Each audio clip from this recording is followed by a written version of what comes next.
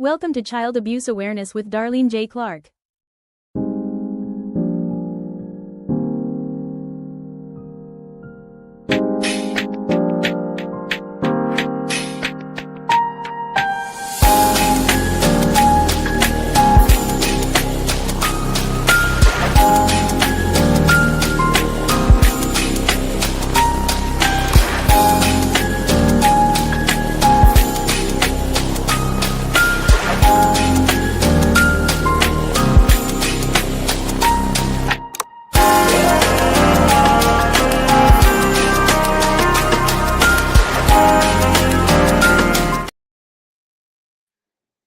Hello, welcome to another episode of Child Abuse Awareness with Darlene J. Clark. Be a part of the solution instead of part of the problem. Hello, Chris Miller. Hello, Eric Kiss. And hello, Charles Rogers. Without further ado, let me go ahead and share a page. A lot of people say, oh, that's not true. This is just pictures of Charles Rogers. It's not adequate. But let me go to the proof beyond the pudding, okay? Let me share my screen.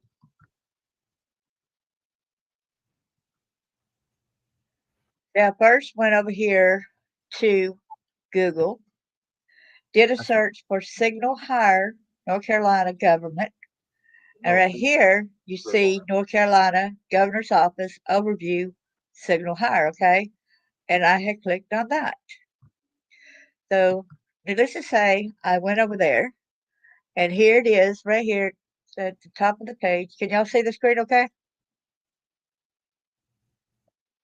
Please let me know if you can see the screen okay. Charles, can you see the screen okay? Yes, I can. Is it showing over there, North Carolina Governor's Office overview? Yes, ma'am. Good. Okay, so look at the, I got to make it bigger. Go over here to the right side of the screen. Okay. There it is, right there. Charles Rogers, private agent, appointed governor of the state of North Carolina. He hasn't been lying to y'all when he's been telling y'all this information. Here's the proof in itself at signalhire.com.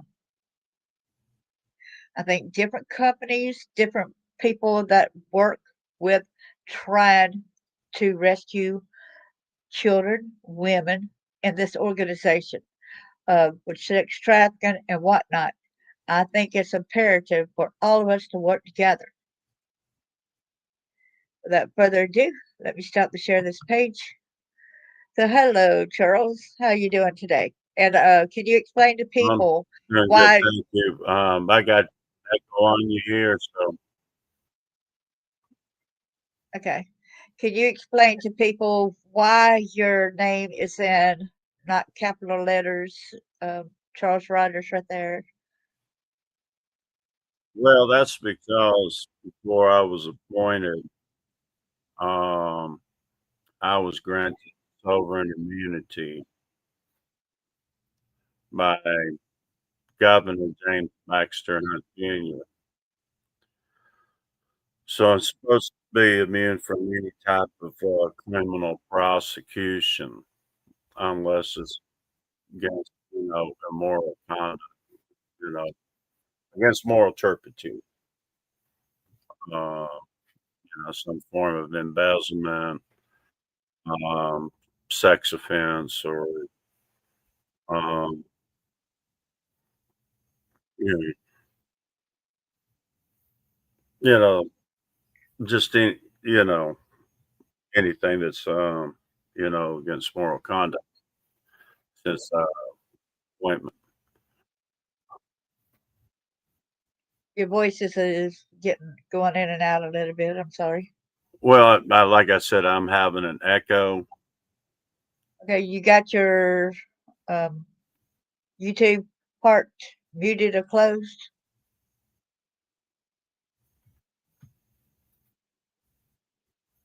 I need to check that. Um, oh, the big screen. I mean the YouTube part, because StreamYard you need to keep open.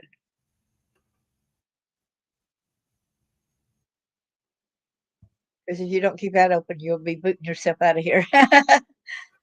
Yeah. I'm just talking about the YouTube part, where I had to give you the link to it. You might want to close YouTube, okay?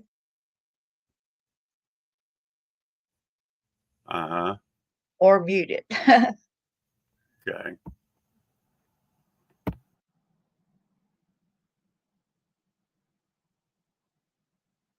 Hello, everyone that came in.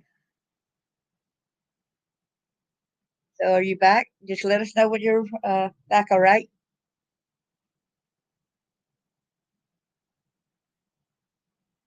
Testing 1, 2.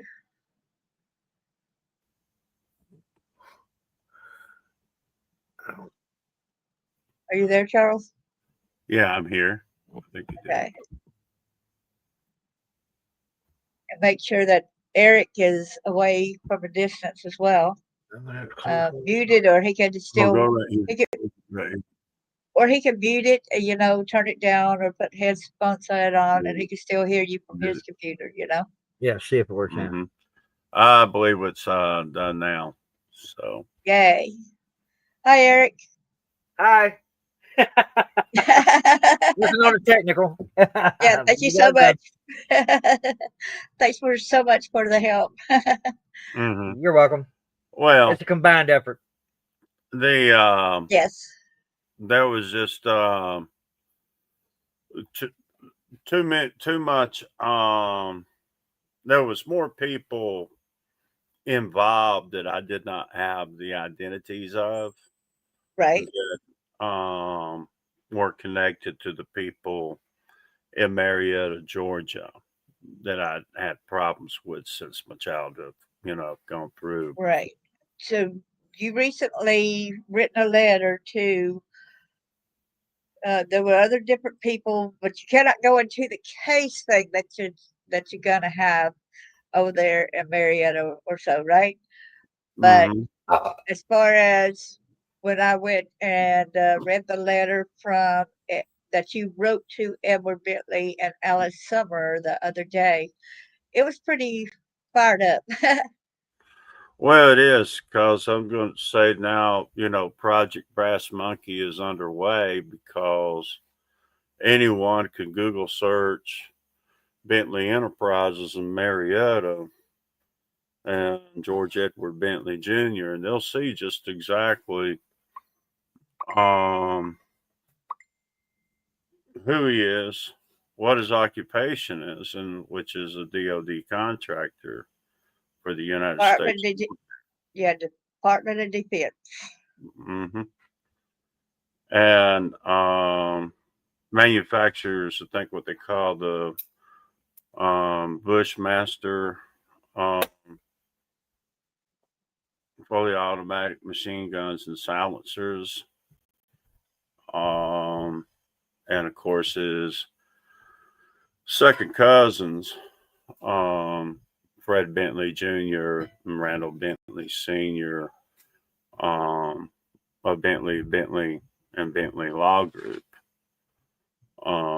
Anyone that is pretty much tied in with them, and former Cobb County Sheriff Bill Hudson, J.C. Stevenson, clerk of Superior Court at that time. Just really, the Cobb County elite, and my dad was even, building houses at this time with Bill Hudson's cousins, Charles and Richard Hudson, who were home builders in Marietta. And they were neighbors of ours as well when I lived on Ebenezer Road, down the road from Bill Hudson and his sister Ruby Elrod. And that's when I became homicide witness against Bill Hudson and Mike McLaughlin, and of course the Bentleys. Hello, So our bucket list, and hello, Carlene. Good to see you. that's when I was on the back of the school bus at Mabry Middle. Whenever I thought it was two cars racing, it turned up to be homicide in progress. Oh, that's when you're talking about Judge Mike McLaughlin there, right? Yes, ma'am. It's my first encounter with him. And he was not a judge at that time. No, ma'am. He was still living in Knoxville, Tennessee, going to college and doing things with John Ramsey and Frank Floyd, and of course, George Bentley Jr. goes by his middle name, Ed. Now you could take the I-70 serial killer and you'll get one of the composite sketches matched up to him.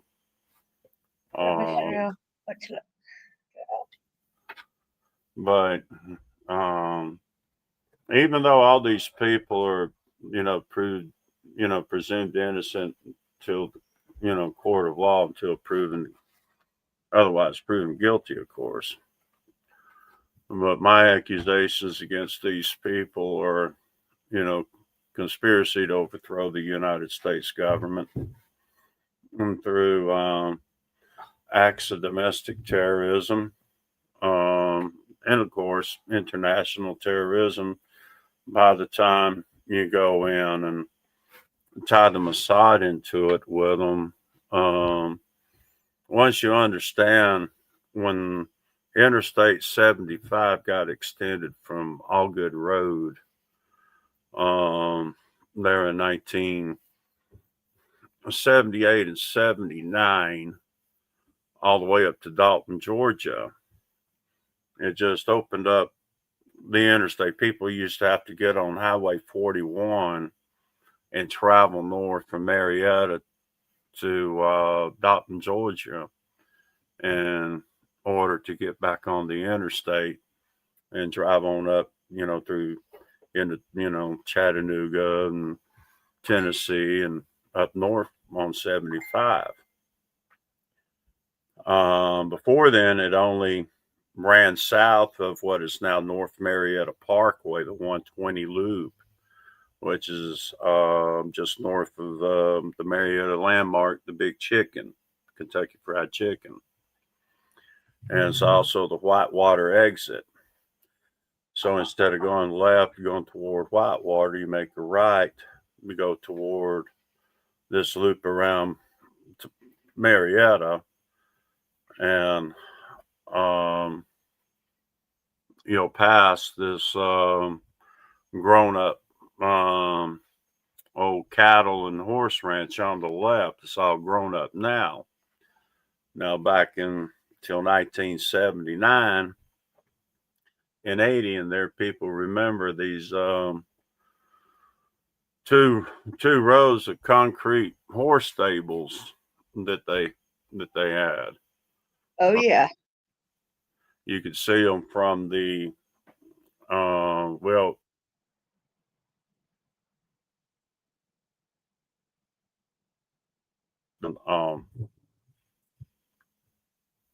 and both sides of that road past Gresham Road and that first intersection there, just by Tip Top Poultry. So he owns the land pretty much through there to Roswell Road. Owns a lot of real estate. And of course, that's my cousin Robert Veach, you pulled up to there at that previous one. And he's my first relative that he got pulled into his partnership there with over at that ranch. He lives in Florida at the moment. Yes, ma'am. I didn't know he had left the police department. But one day I came home. What had happened? They thought I lived at the corner house there at Knight Road and Ebenezer Road, because that's where I had my bus driver. to let me out. My bus would loop around and come back and let me off as the last, rider of the bus. I was the very last one off the bus because it would circle around and come 200 feet past Knight Road and let me out on the left side of the road. But when I witnessed the incident, the 1970 green Chevrolet Chevelle collided with Ruby Elrod's brick mailbox, I thought it was the guy was going to try to aid, the injured driver, and he had to force the driver's door open. So as I was approached, I seen him trying to struggle to get the door open to where he could get him out of the car. So I thought he was doing it trying to assist him while I ran up there on him. And by the time I got up there, he had finally got the car door open. And that's when I told him, I said, I don't think your friend there looks like he's in any condition to be moved. You might want to wait on the ambulance, and no. And he snatched him right out of that car. His arms, the engine was up in the dash of that automobile. Hey there. And this guy, you could tell he was in severe pain. His arms pulled up, clung up, to his chest. He was in severe pain. Yeah. He opened up his passenger door and went over and dragged him over and threw him in the passenger seat and looked at me and said, "Kid, you better not say anything to the police or anything about this." And he gets in his car and he leaves. Well, I don't know how he could figure I could get away with that, standing right there in front of the sheriff and his sister's house, when the lady on the corner had already called the police to send a unit out. So, of course, I told him I thought it was out of state plates, blue, baby, Tennessee. And of course, that's where it turned up the car was from. Knoxville, Tennessee at the time, and he was a lot younger, of course. Mm-hmm. Well, he brought Frank Floyd over there by Leighton Graphics and Tip Top Poetry. The evening I met John Ramsey, Beth and John Benet Ramsey's daddy. I always tell people to say prayers for Burke instead of pointing fingers at Burke, because his little half sister wasn't even murdered at home, much less overnight. She, according to what I gathered out of intel, is she was murdered around 7:48 p.m. This is an older version of Frank Delano Floyd, aka Bill Ramsey. That's who John Ramsey introduced this Franklin Delano Floyd, this mass murderer dude here. Look at all the different aliases he had: Trenton Davis, Charles Hughes, Clarence Hughes, Preston Morgan, Warren Marshall, Kingfish Floyd, ID information scar on the left hand, may wear glasses, felony warrant issued September 13, 94, and they were hiding him out over there at Lake Graphics, kind of, sort of, right? Yes, ma'am. What had happened? That 1982, John Ramsey had engineered the microchip computer hardware for Lockheed Martin, and Uncle Sam decided they was going to shut down the mica production and mining in the United States. So they wanted to come up with something that could be worked on microfilm. That's So, where Del Montegraph and all came in as well, right? yes, ma'am. Monty, he was with Kodak at first because he used to work the Kodak booths there in Marietta and Smyrna when I was a, boy growing up, young teenager and all that. My people would go over there and drop off their proofs at these little Kodak booths. One was there on Roswell Street, one down off of South Cobb Drive in Smyrna. And there was, he wasn't the only one. There was other guy that, did it too. And of course, and sometimes John Ramsey uh, would working sometimes for him there and taking pictures for him and get developed while he was doing his thing over there at Southern Polytech. In the late 1970s to the early mid 80s, they would have these tub races there, Southern Polytech.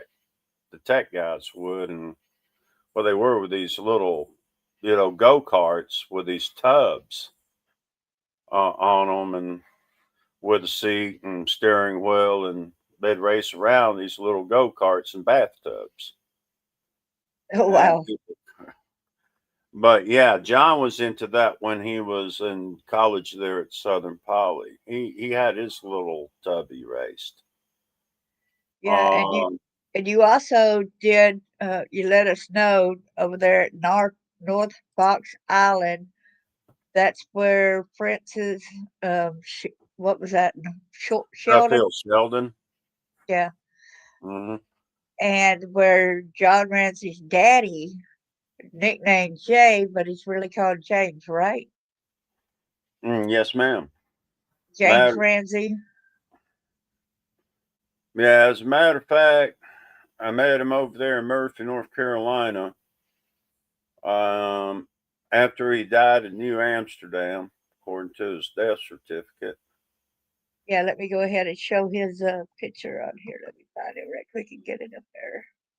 So we had to kill him again on September 23rd, 1999, over near Andrews, North Carolina, with Andrea Strassmeyer and Dave Holloway, and pretty much self-defense.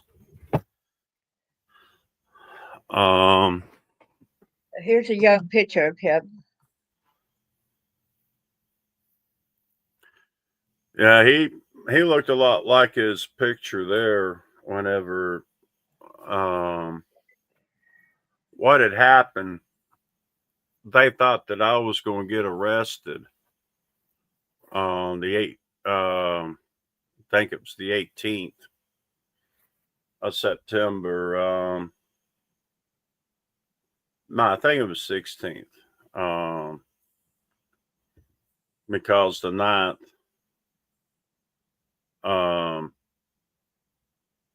I headed down to Atlanta to do, professional upholstery cleaning at one of the rent-to-own companies I contracted for. Picked them up right after I transferred from Pensacola to Murphy.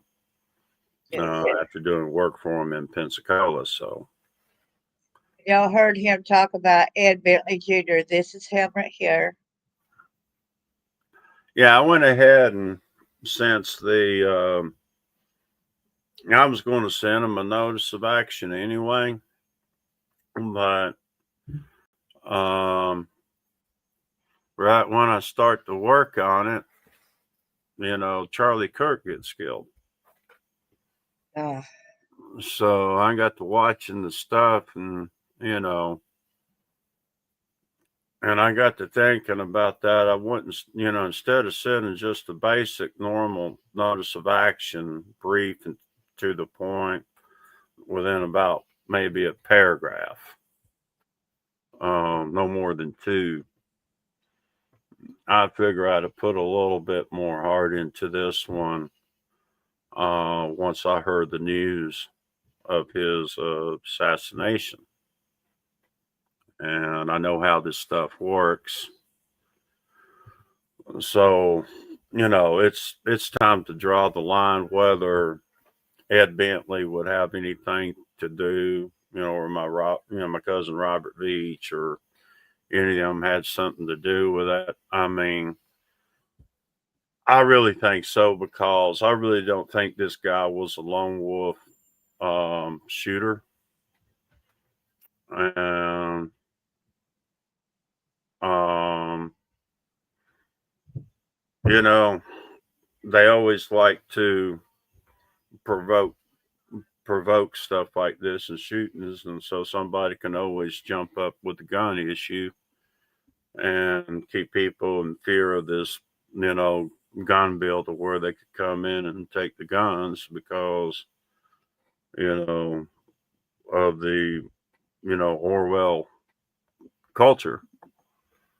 Um, People not wanting Big Brother, and that's exactly what their agenda has always been.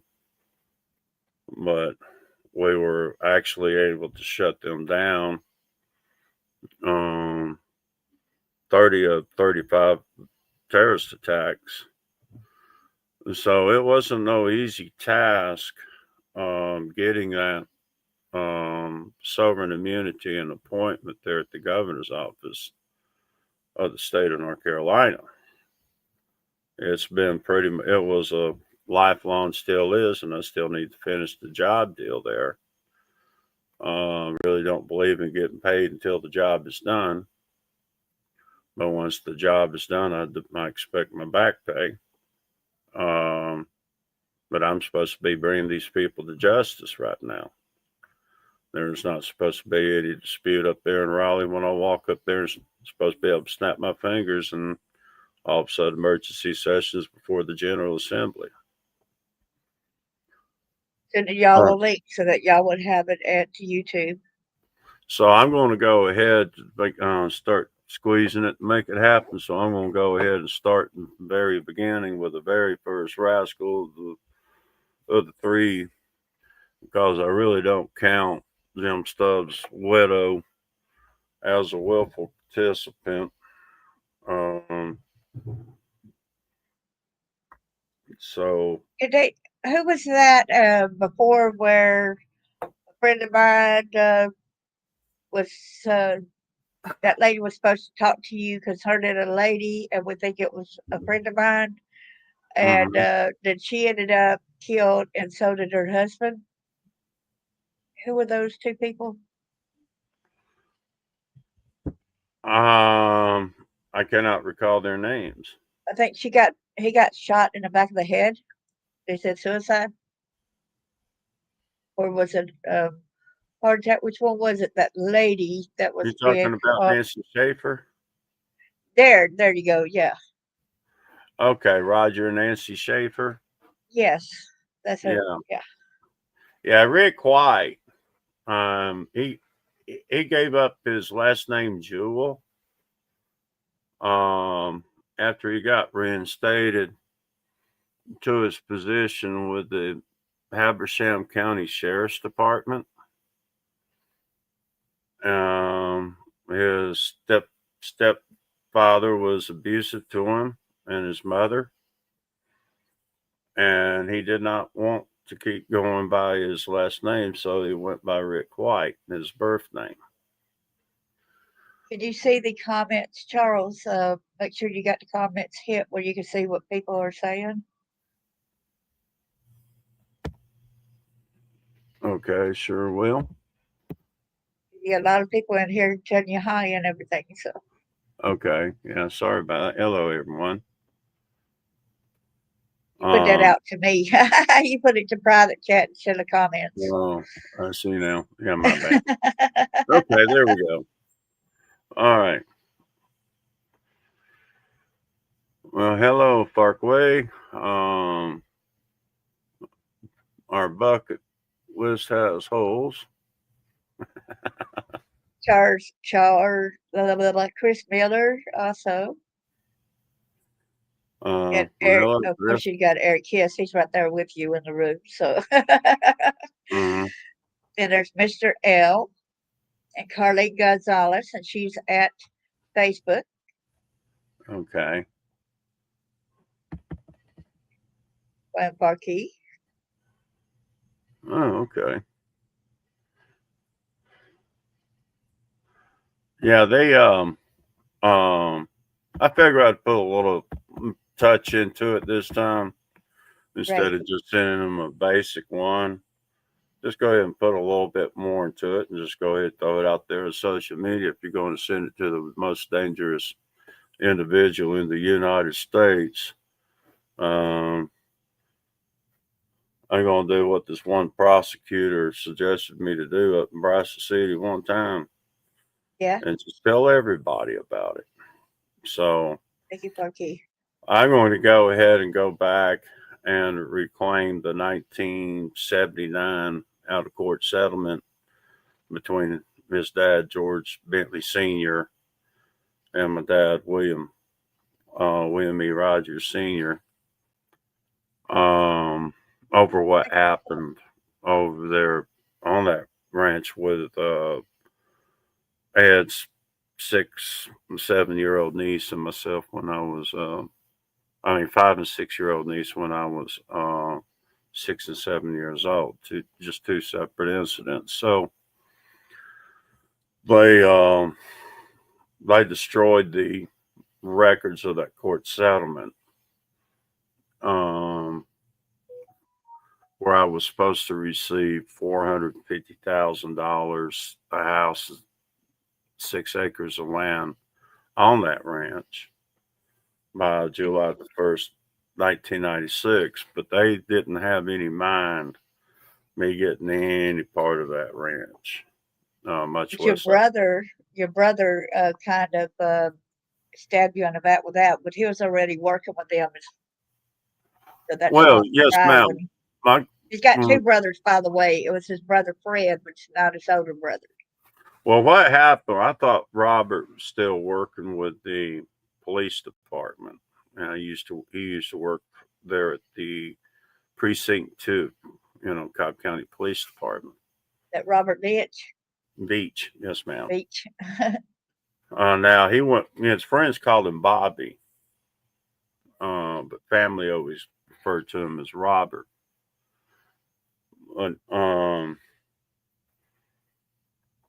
Anyway.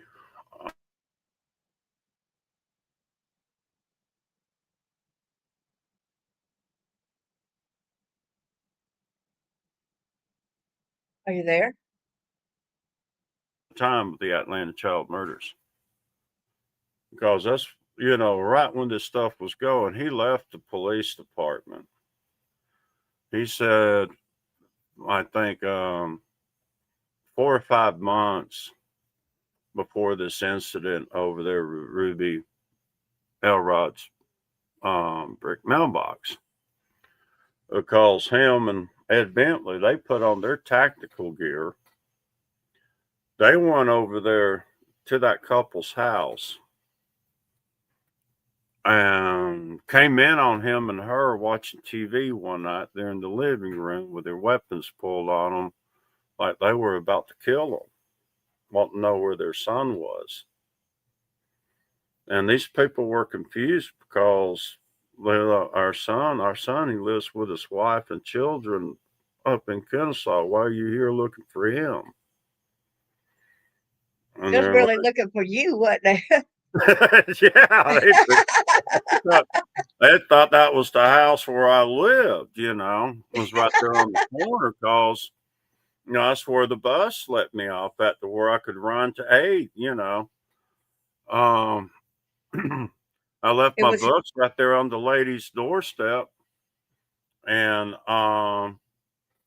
after I got through meeting with the police, I walked back down to her house and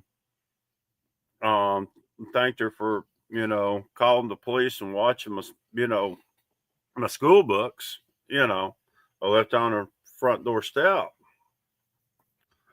So that saved you in a way. That saved you from not living there at the moment. So you probably would not be there today. Mm. Yeah, But that, Robert had this 79 gray Cutlass, black Landau top, T tops, and I, I come walking down the driveway and I see him parked over in the distance, and I'm wondering what the world. So I go walking down, wondering what he's doing there, instead of sitting down at my mother's house visiting with her. So I'm walking down the driveway. It used to be this long driveway. Used to walk down. There's a neighborhood there now, and the house with a pond in the front yard. Brick house is where I used to live at in that neighborhood there. So I got down there and wanted to make certain that she knew that Robert was up there parked wanting to talk to me, which she did. She told him to go up there and sit and wait on me to get home to have a talk with me. But that's how they found out who I was, because there was only one 13, 14-year-old teenager that lived in that area. and that it was his cousin. Yeah, besides, Bill Hudson's nephew, Steve Hudson. But when Steve was like a year or two older than me, but that whenever they found out that that this couple's son and daughter, they had a daughter in college there at Kennesaw, and hello, Reap the Whirlwind, welcome in. So the name of this is Project Brass Monkey under Operation Birthday Card, because it's the part of the agreement made with the cooks to get that hydrogen bomb surrendered. The crazy stuff that I was going to come down and do, stunts that I'd pull as long as I still had evidence to come back and improve my case. But really, it's been long overdue. 6 months. I just wanted to do a little push here until I could go ahead and do a little warm up before I went ahead and filed everything. So you always have to give them a notice of action. So I figure I would, make it a little different than I normally would a notice of action for a civil case. I got a question. Okay, when was the two barns torn down? Was it after that settlement? Oh, yes, ma'am. They were part of that settlement. See, that's what Alice Summer left out of the articles of the Marietta Daily Journal about all their barns getting burned down and how distraught they were. Well, I just bet they were distraught. I just really bet they were. Yeah. I mean, Not, how many uh, of their barns really just kept well, you catching had that fire? one you could, so, it was down on the ground, and they would hold, the captives in it, and they had these homeless guys. They were like homeless, but they weren't homeless. They were the guards camped out there across the 120 loop, keep an eye on these barns. Yeah, and I'm going to So, show a picture. I'll show this picture to everybody again of how the road is closed off.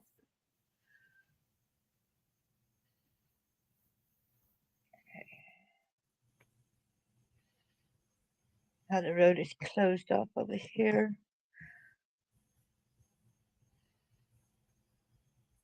We got a fence up right there. You cannot make it around there right now. well, I'm not rode over there lately, but I think they're using the excuse of the amount of arsons that they've had on the place to put that gate up. But it's like a lot of lot of my friends that have grown up in Marietta have told me, once things happen so many times, then it becomes obvious. Yeah, they And would have it rebuilt the very next day. Am I right? well, they got one built out there close to the 120 loop. I guess they would be more than thrilled for someone like myself or someone else to come along and burn it down to where they could sit there and play the victim again. Yes. I think it's why they have it built that close out there by the road. It's for that purpose, hoping some passerby will burn it down just so they could say, "Oh, see there, we weren't responsible for that one." So, what makes you think what he's saying true? When you think about it, why would you build if you got a problem with the people burning your horse stables and your barns, and you still live on that ranch? Why would you have stables to keep your horses out by a 4 lane out of view of your home? And how come even when it was on fire during the middle of the night or something, that your horses were not in the barn or the stable? That right there didn't make sense. It's like that was a dead giveaway as them being the ones that were doing it. Well, yeah. I mean, when people are going to burn down a barn, I mean, I guess there's some humanists out there that might burn them down, but it would be something personal. Number one, for someone to want to burn down a barn, for number one. Me, I know better to go over there. I would be the last person in the world you'd see over there at night, knowing how they got that place rigged and booby trapped and um, manufacturer silencer. So when they shoot you, nobody hears it. So you're done.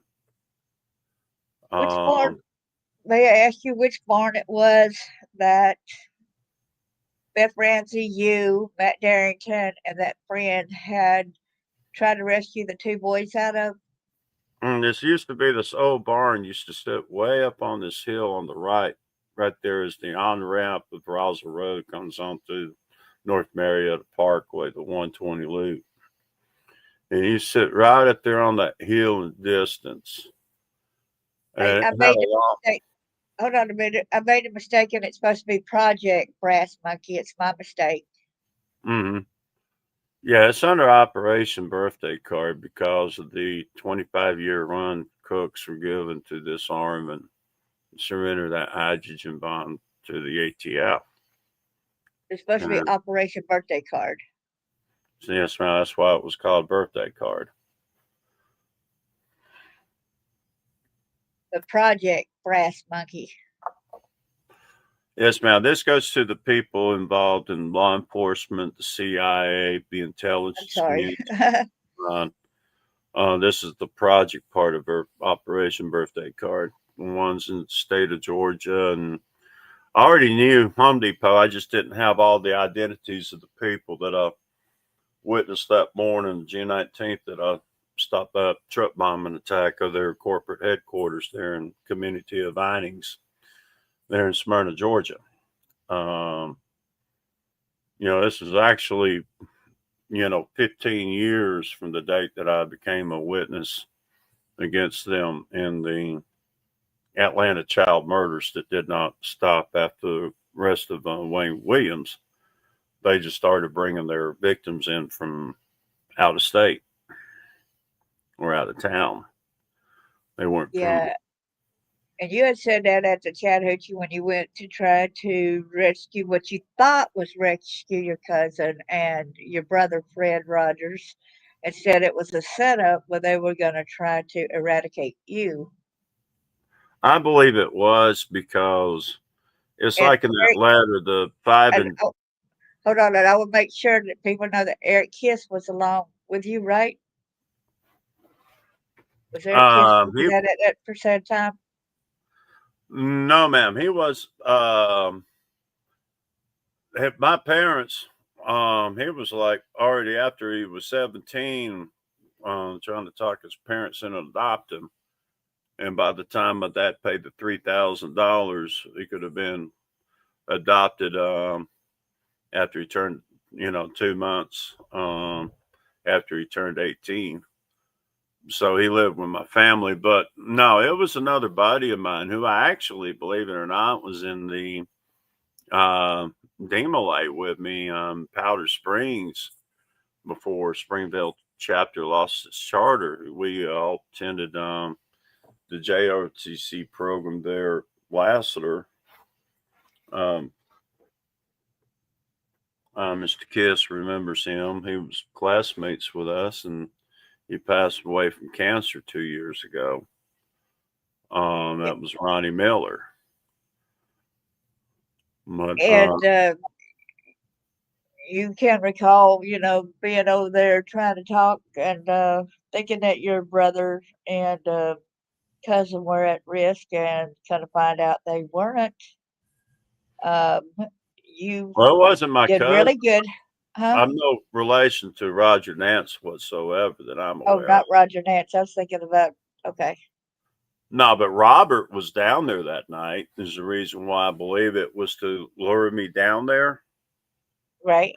They thought they could get, I guess, my buddy Ronnie and me both down there, since we were both members of the Demolay. And I went down there and bluffed my way out, demanding the safe return of my brother. Now, that was June 19th, 1982. You don't forget nights like that. But we were 16 years old, so the officer couldn't arrest us for making a false report like he threatened us. But we had his name. Is the reason why whenever I was leaving, I was approached by my cousin Robert and Ed Bentley, and Robert was asking me, well, Charles, what do you think you're doing? I'm like, Robert, what are you doing down here? So I fully understood then what was going on, why Bill Hudson refused to do anything about that guy's homicide with his sister's brick mailbox involved.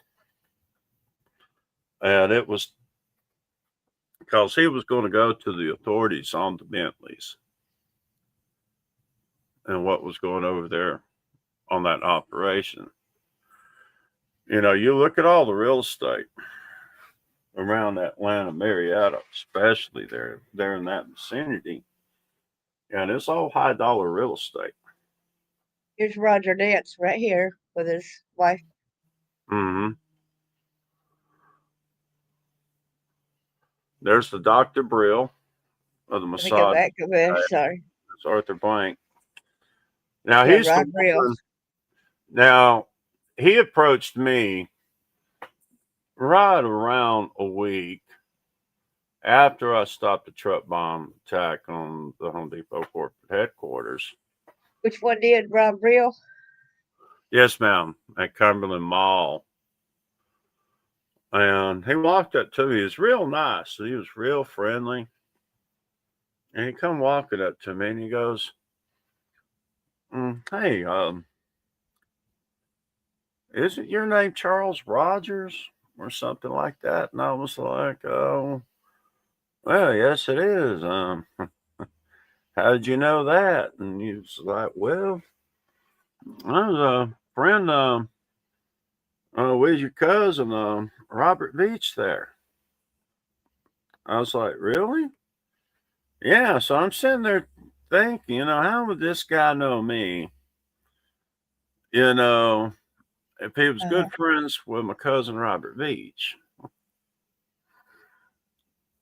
And I was like, oh, well, how would you know me? If you're friends with my cousin, with Robert. Did you work with him on the police department? Oh, no, I didn't work with him on the police department, but he worked for the police department when I first moved down here, and started my work down here. I was like, really? what kind of work you do?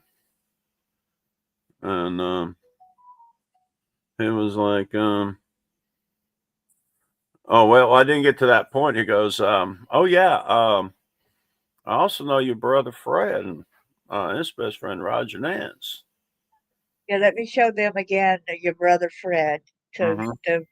As I showed it a few minutes ago, but they might not have known that that's who that was. Okay, so Mm-hmm. So sorry about that. I was like, really? I said, well, what kind of work do you do? He goes, well, I'm the chief of executive officer of marketing for the Home Depot Corporation.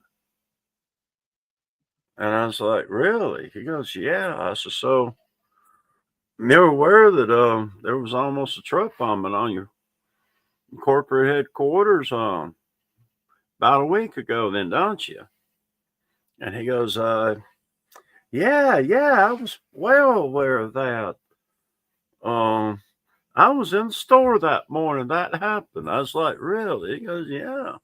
I said, well, how'd you like the way that I went in there and, stopped the truck bombing of your corporate headquarters?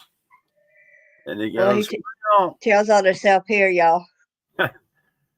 that really didn't impress me as much as it did, exactly 15 years earlier. I bet you didn't realize the night that you went down there to the Chattahoochee River to the band, The Safe Return of Your Brother and Roger. How old were you then? What? 15, 16, 17? I was like, I was 16. 16, yeah, 16. That's what I thought.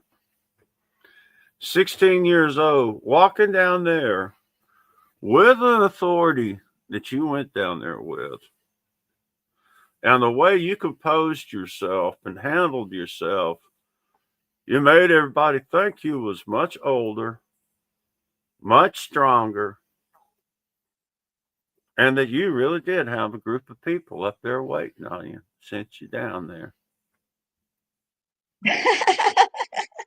The way you bluffed your way out of there, just like you knew exactly what you're doing. You had all the backup you had.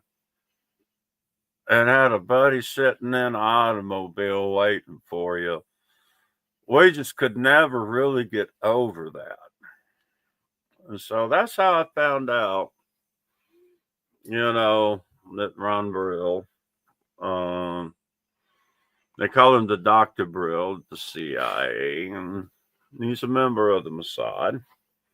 Him, Arthur Blank, the owner of the Atlanta Falcons, is the original CEO of the Home Depot corporate headquarters.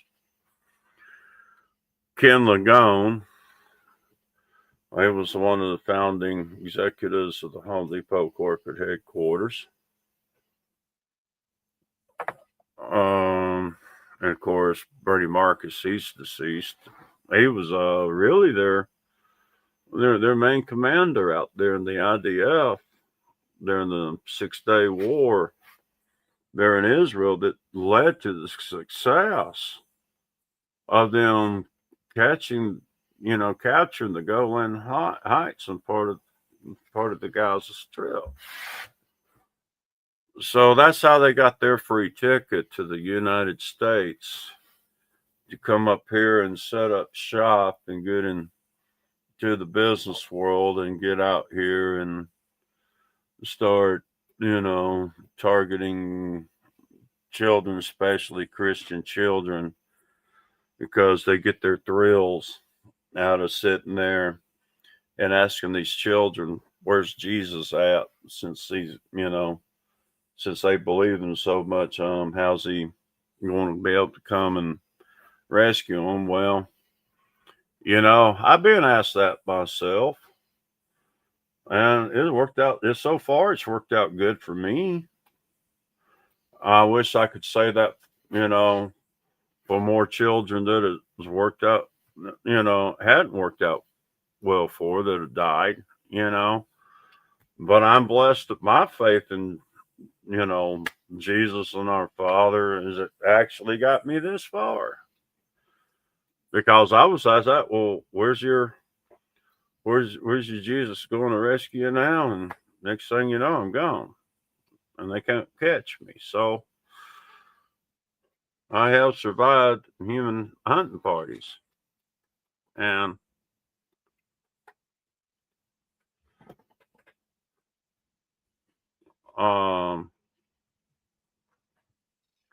so I'm figure since they killed Charlie Kirk, our Father, he has his schedule. And Jesus gave me my instructions. And so I'm going to go ahead and crank this up, starting where it all first began when I was 6 and 7 years old. And that's with George Bentley Jr., who goes by Ed Bentley, Jeff Epstein's partner in international arms and technology dealings, militant groups like Sendero Luminosa, known as, the Shining Path there in the Republic of Peru, there in the 90s as well. The two countries they aimed to take down in the 1990s and pure, civil war and ethnic cleansing was the United States and the Republic of Peru. Two main targets that they wanted, and people thought was be just for the gold. Well, no, it was for the natural gas that they knew existed in that region. They had not found a way to be able to access it. But they wanted to do a communist takeover of Peru and toward the step toward their New World Order objective. They wanted to eliminate pretty much Christianity.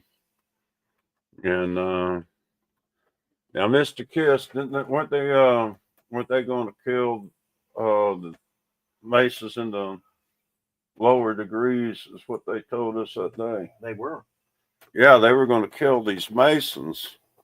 Weren't they going to set up a truck bomb down there under the Grand Lodge of Georgia? Yep. Yeah.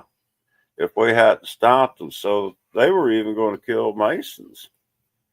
And these guys were even in the Masons over there in, Kennesaw State Lodge there in Marietta. And some of them out there was chasing me around Bentley Lake Farm. I'm going to make it distinct because Bentley Farm is in Dahlonega and they're related to each other. So I'll just Marietta. I'm just going here on out refer to as Bentley Lake Farm. And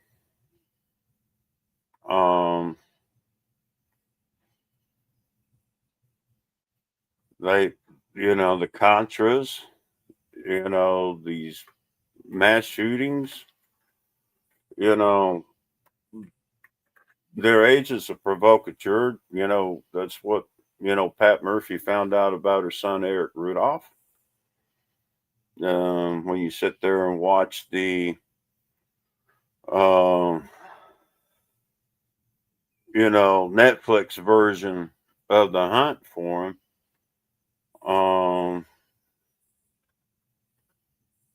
there at the very end, you finally find out that he was involved in terrorism. Well, what terrorism would he have been involved in before the Centennial Park attack? And that was the Oklahoma City bombing. So some people that do not know you that well also needs to know that Eric Rudolph was also John Benet Ramsey's water skiing instructor. Yes, ma'am. And, it's kind of strange because I always considered John Ramsey a very, very, very strange individual. Very strange. And I'm trying to put it nicely as can. But, People think that him and his family only lived there in Boulder, Colorado, and that's where the children lived all the time during the summer. This is big deception. He had homes in Michigan as well, too.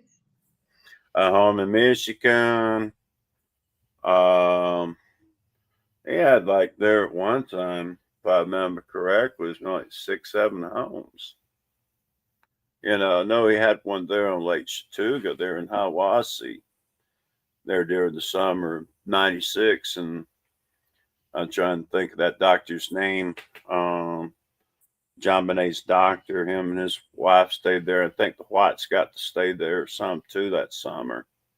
But he stayed over at his buddy Big Ray Duncan's house with Jeff Epstein and Ghislaine Maxwell. So, but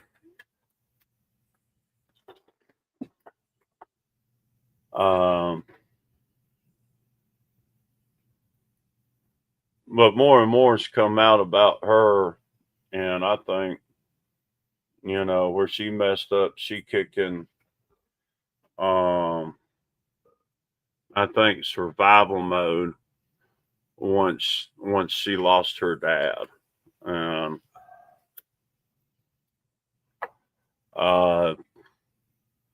Really not going to change any perspective that I have about her,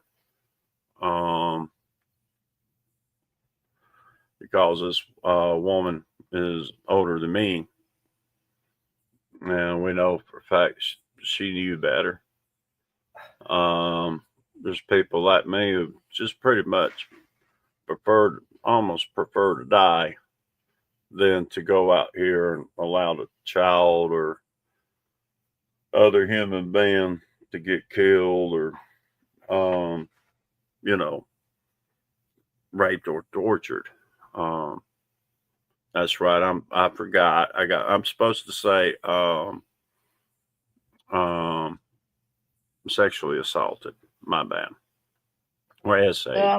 Mine, I still go ahead and call it for what it is, because how are we really going to get the message out there if we just sugarcoat it by just saying SA or unalive? How are we really going to get our message of importance out there that this is happening? You know what I'm saying? Well, it appears that they don't want the messages out there. When you sit here, you look at their whole directive and narrative, their whole dialogue. You got these people over in the Republican Party. All right. And I have a lot of conservative values myself. I tell people I'm really a moderate libertarian because I think the mother's body and the baby's body are two different bodies. The mother has a right to do with the body if she wants to abort herself after the child is born. I mean, that could be up to her, the way I look at it. But I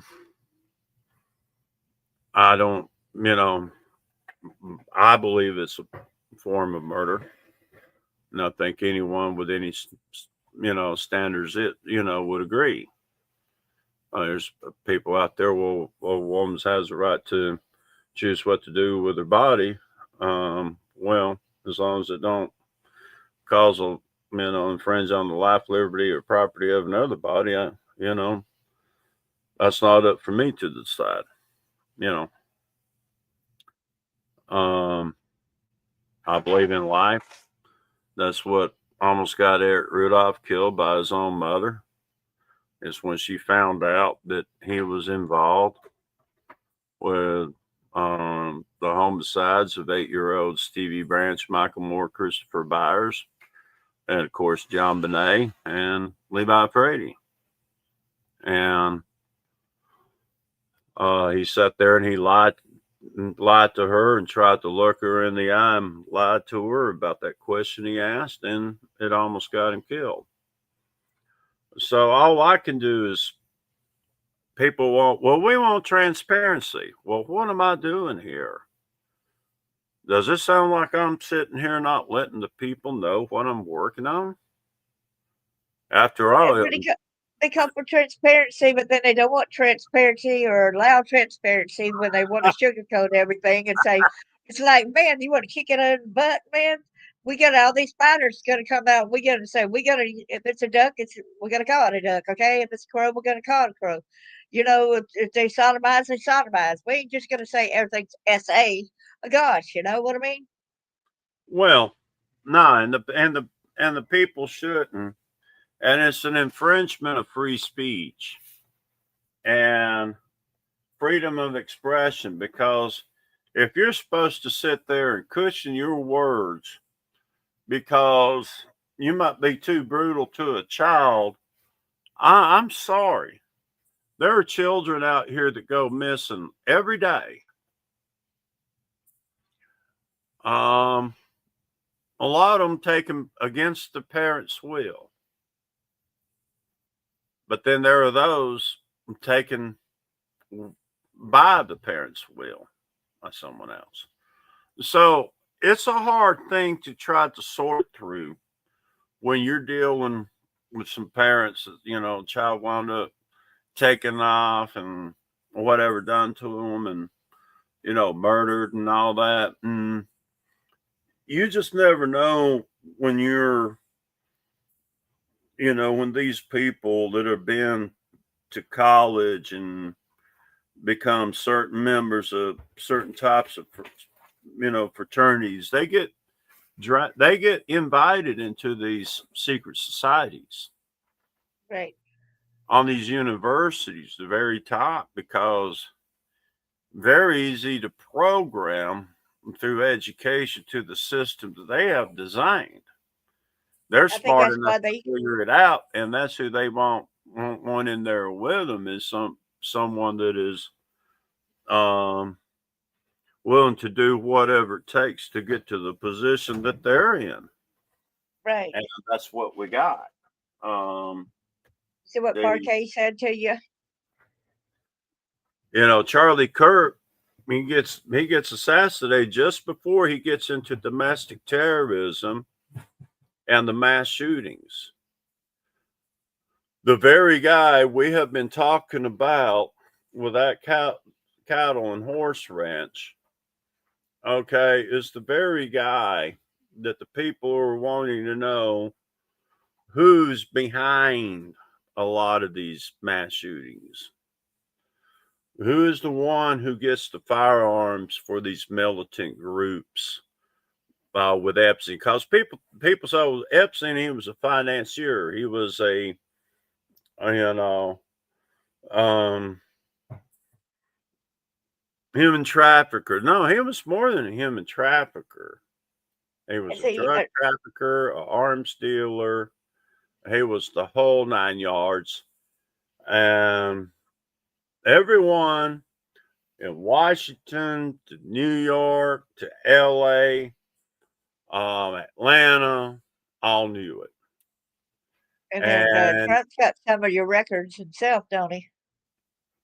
ma'am, Trump's got some of his records himself on your investigations, right?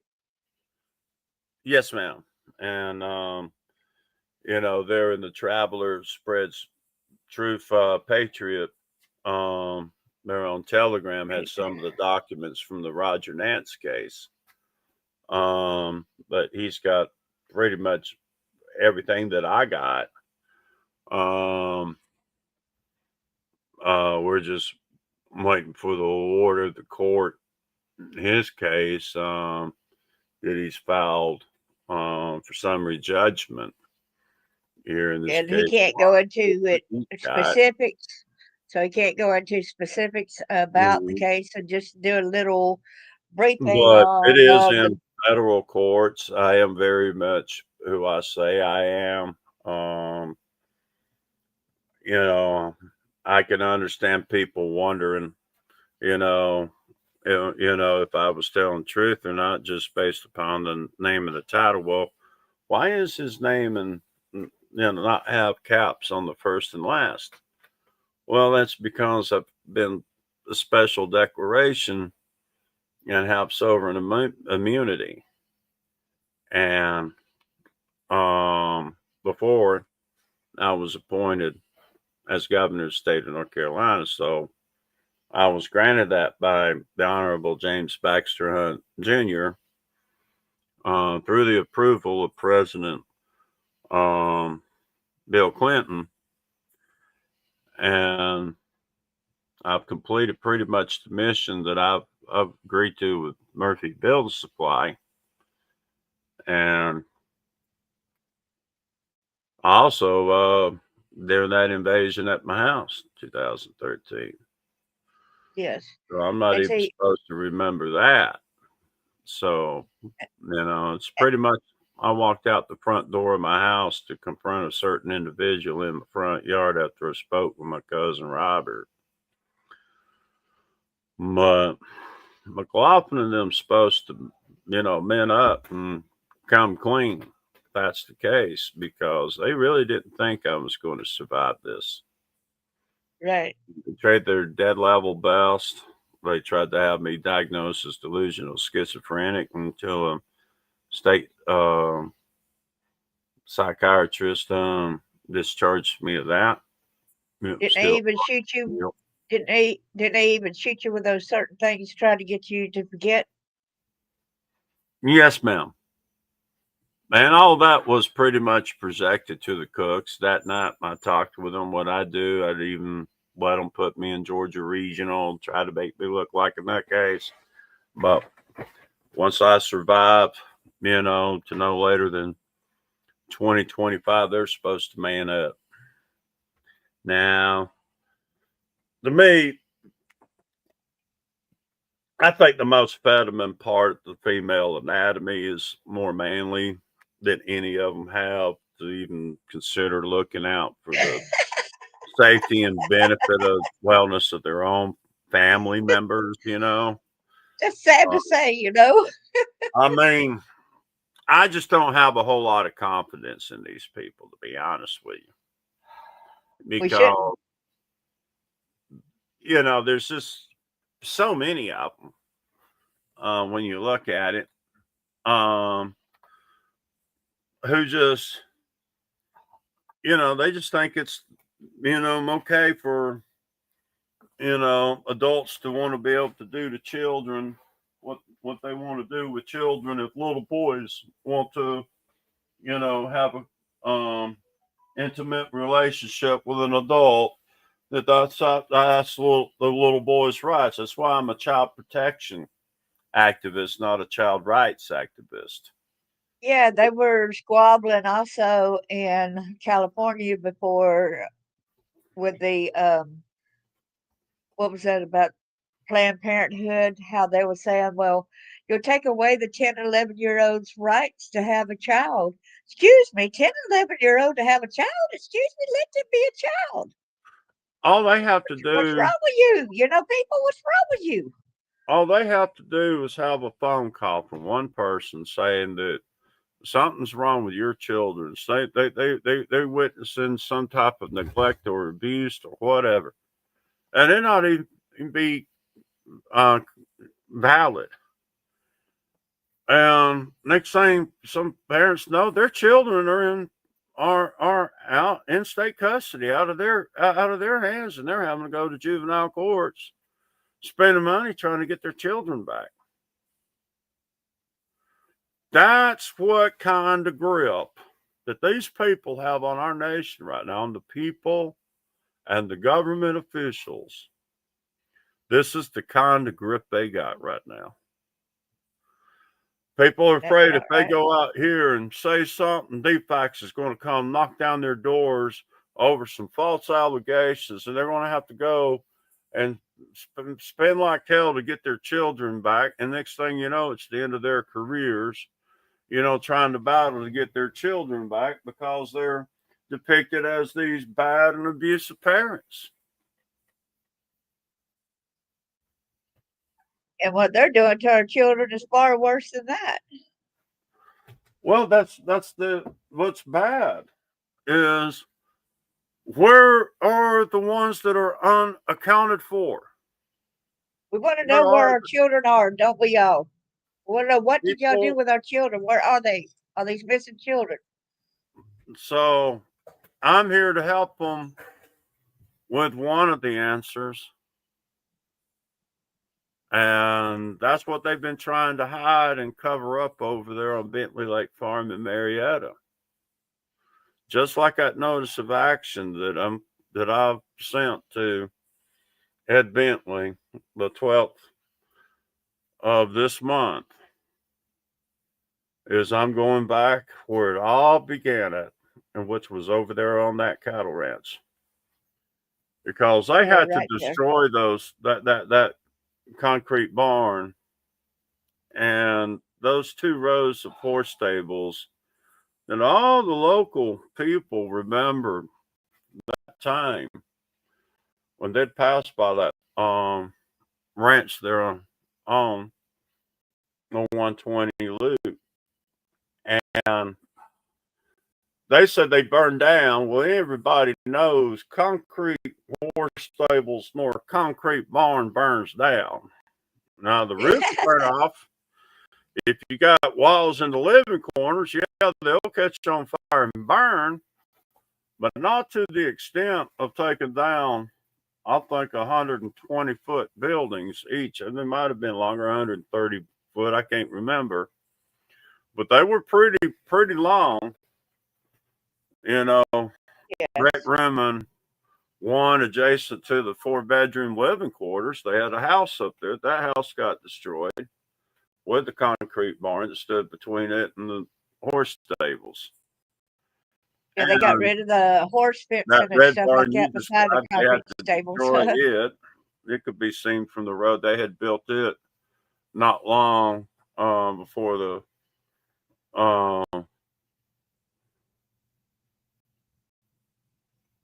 I might be incorrect about that. It might have been there all along for all I know, but I know that they say it was 1957, 58 that they built those horse stables. And it was 1953 that I think her name was Terry Bentley, George Sr.'s adopted daughter, his niece.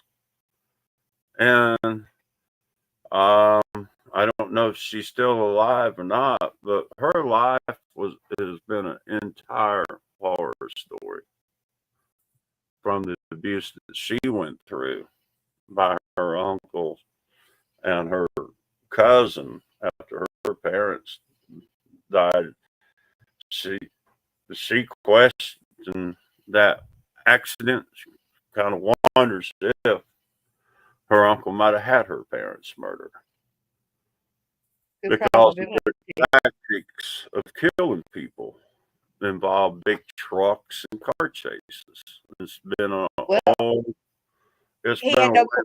for a long time they got rid of people, make it look like accidents. Yeah, he had no qualms about getting rid of Beth Ramsey and Matt Darrington and that other friend that helped with 3 y'all, with 4 y'all helped get those 2 boys out of the barn. But unfortunately, Beth Ramsey went ahead and told John Andrew about what y'all were going to do, and then they ended up killing the 2 guys after y'all rescued them. Yeah, Beth told John Andrew. Yeah, Yes. that's why John Andrew. I don't look at him any different than I do about his dad. These people have, I've had my name smeared most of my life. I've gotten about used to it. I've had people tell me, "Well, you're crazy," and you know what? My answer to that is, "Well, at least I earned my right to be. What's yours?" That's when I started asking them if they fell out of the high chair when they were a child and hit their heads, or if they were just naturally born that way, by the time I get finished. But, there's people out there that's had it worse. I used to have people wonder where I had these good coping skills. Well, it's because I tell folks, that's like these preachers out here. They born to do what they do. You got these engineers out here, and work and got their professions because they're doing what they were born to do. I do what I do best in dealing with these terrorists and try to get as many children rescued as possible. And I'm afraid to say it's about useless because it's a revolving door for a lot of these children that still get rescued from sex trafficking in the U.S. And especially when they I would keep, love to jump up and say all 215 children rescued from 2005 into 2009 in operations Long Wine and Child Safe Neighborhood got put into safe homes. They got him put in with great foster parents, adopted parents, or back to their natural parents, whatever. But I'm afraid that the statistics was against them from the moment that they were recovered. at the time, That's the reason they got the system broke, is to where they can finance their wars and their operations out there in Gaza. These supply the Mossad with enough weapons to where they'll fight so they can go in and take out a lot of the population of Gaza. This is the type of conduct that I intend to accuse Ed Bentley of engaging in through the international arms trade. yes. So, and if everybody wonders what that letter was, go watch the last live after we get done with this live. And the first part of that, I am reading some of the things he got on Facebook. Then I'm also reading the letter, the 4-page letter to Edward Bentley, Ed Bentley Jr. and Alice Summer, because Alice Summer still resides on that property with Ed Bentley Jr., right? Well, part of it down the road from Bentley Lake Road there on Barnes Mill Road. But getting to wonder, she is actually Jim Stubbs' daughter. Be honest with you, that'd be a sad situation if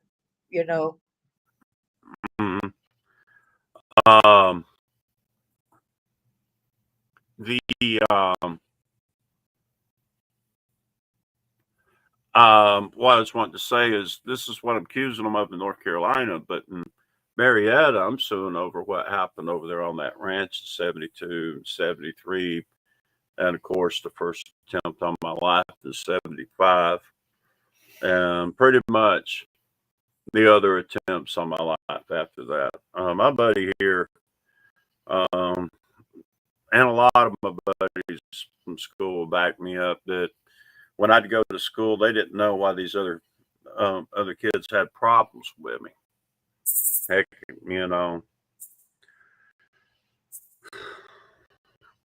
I didn't know how to tell them. And they used to wonder that. Well, they had a $5 reward for kids that would fight me. And sometimes they'll pay up to $15 if they fight me in school just to get me suspended to make me look like a troublemaker.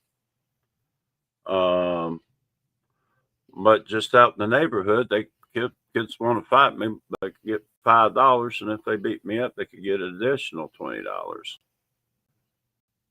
So that's what I wound up having to deal with when my family moved back down to Marietta from Morganton, Georgia, back in the fall of 1976.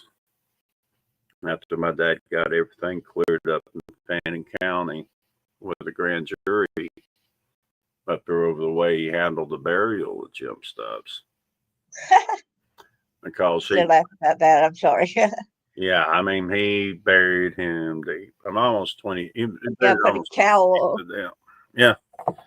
Put a cowl over the other guy's body, Well, that's why people, if they really want to do their research on this, investigative reporters and people like that, they want to know, well, how can I find proof of this? Well, Doraville, Georgia, there at Buford Highway, you know, corridor there, the North Cross and down toward Atlanta, and start asking around about the terrorist attacks that was attempted in around Atlanta at that time, and people will tell you um,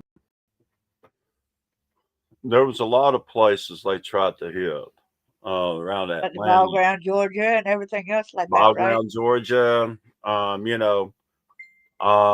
The gag orders on the General Motors assembly plants, they're null and void. Um, they tried to go back and say that they didn't have expiration on them, but there was expiration put on them because my case, and it was my expiration date on them because state of national security.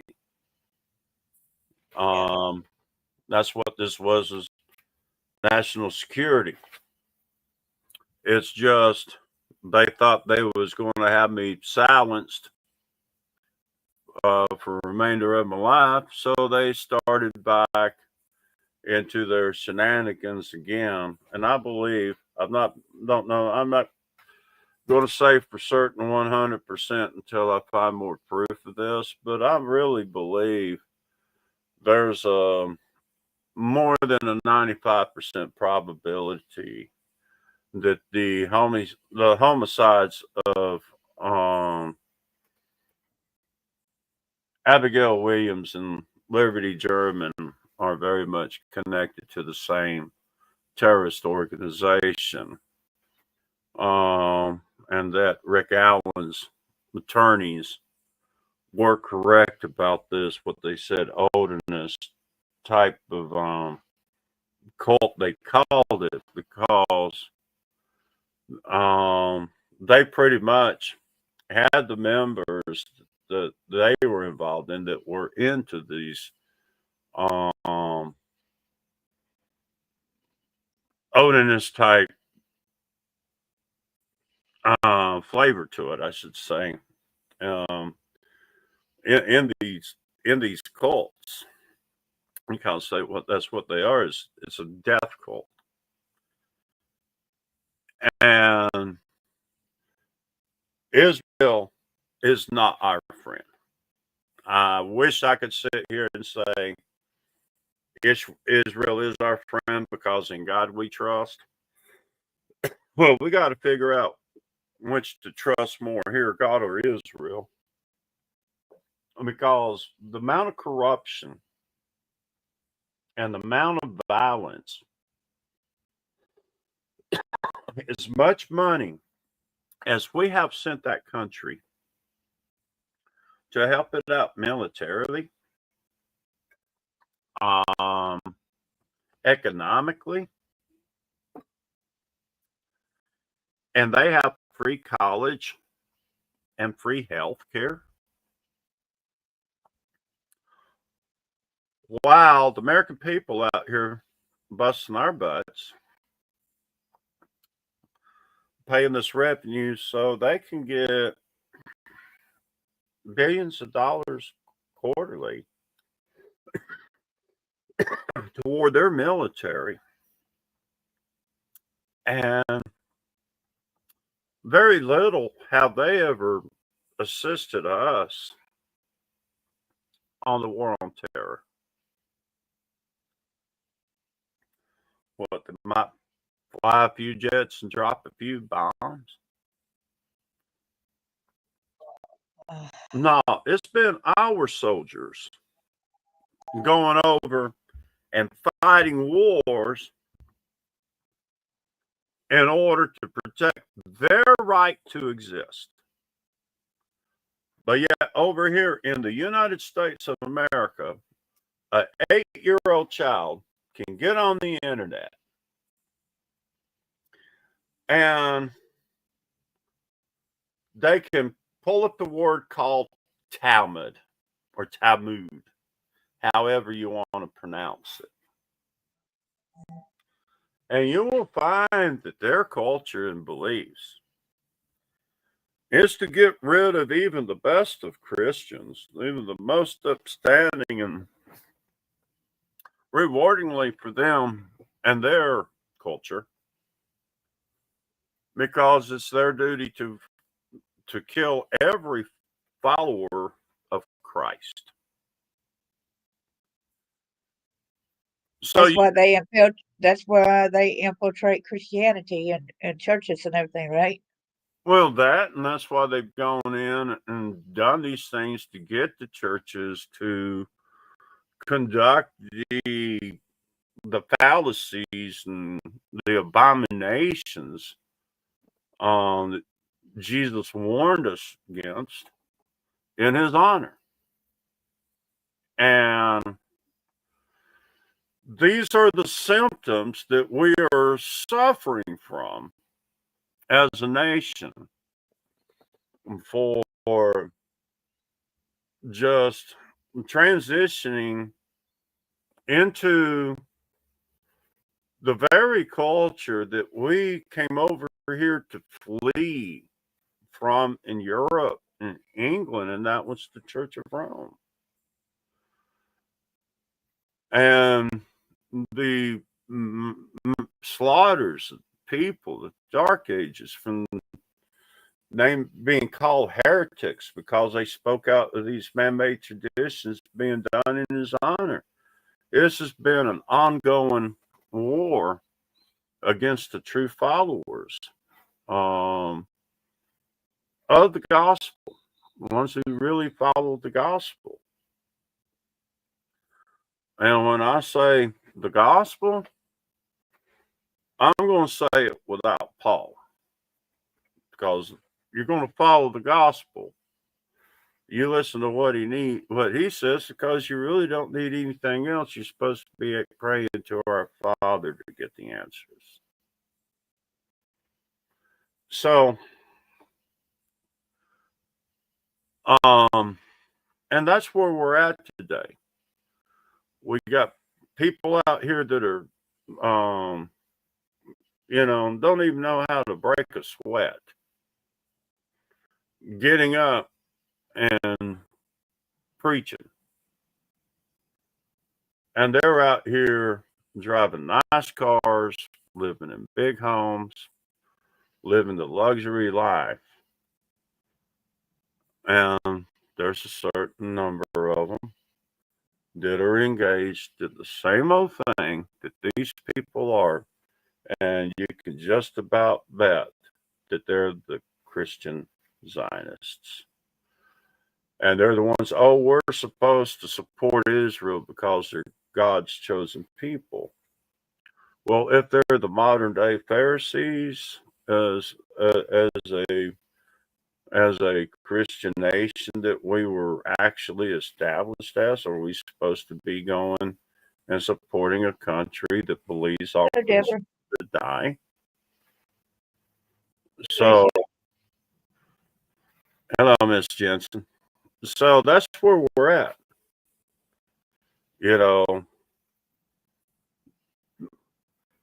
Back when this stuff was going down, people used to have these WWJD bracelets they used to wear. What would Jesus do? Yeah, I remember that. And it was funny. I'd be up there in Murphy, and I'd have these guys up there. I heard it out of Fredwell as well. Oh, we're the lost tribes of Israel. So we're God's chosen people. We just got scared with them. And I got sick and tired of hearing that crap, because it's bad enough being divorced and having to make your way back out of this mess.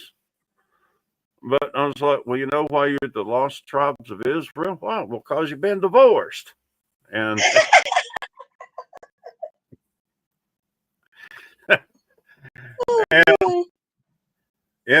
well, that's what happened with these people. I was listening to this rabbi this other evening.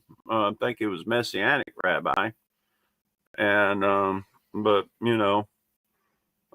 Jewish lineage, and he's sitting there, and you know, he's a Christian Jew, they call him. So he's sitting there, and some of the members of the congregation asked him, goes, "Well, we can't go out and determine who's really Jew anymore because the Jewish blood it comes through the lineage of the mother, and the grandmother."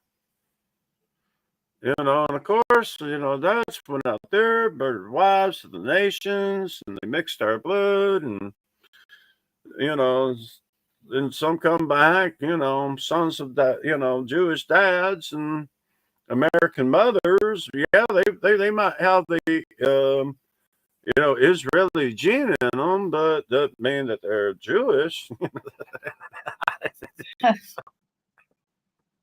So it's kind of funny sometimes to sit there and listen to some of these rabbis when they talk, because really Jesus wouldn't have sat there and talked to the black woman at the well the way he did. And, you know, anyone can read that she accepted that he was the Messiah that Yahweh, the God of Israel, sent, to restore the covenant between he and his people and fulfill it and show us how we could do it. Really can't do it without him, so to speak. He didn't come to set up a new religion. He came to abolish religion. But that's my opinion. That's my beliefs. That's what I believe also from my investigations into these people and into their culture. But their culture is very, very perverse, that it even goes against some of the teachings of the Torah and of the scriptures. So the Talmud is the opinions of rabbis. So we have to go back into the commandments and all. But like I said, this is my opinion. But what we are up against and have been is a form of evil that goes as far as back to the third king of Israel, and that was King Solomon.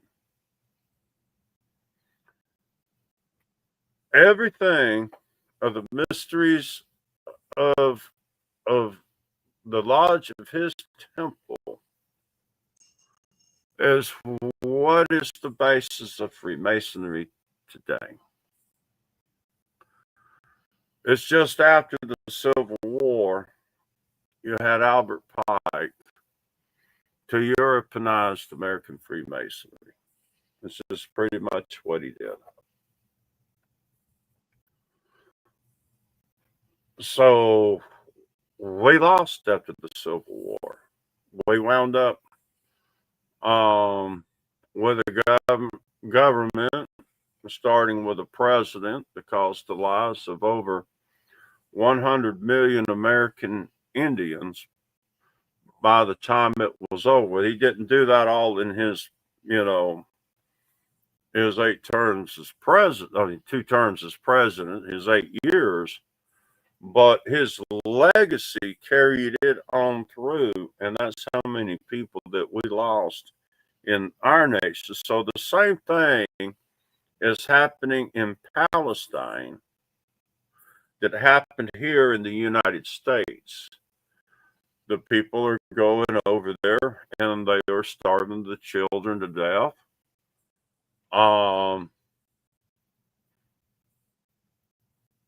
Going in and destroying buildings, everything that is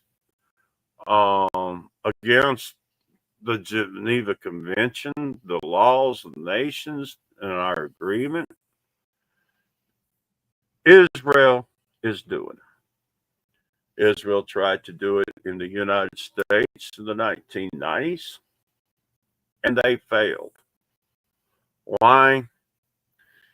because it still goes back to my favorite gospel song sung by the Florida Boys, 1980s.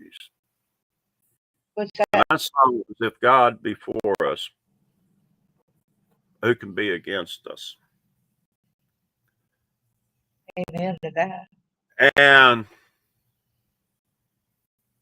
that's what I used to tell people up there in Smoky Mountains, because see, every year when I was growing up, we'd go and attend the gospel singing, well, singing in Smokies they called it, but it was gospel singing convention they had every year by the Inspirations Gospel Group, by which some members were kind of like distantly kin to my grandmother and her family, and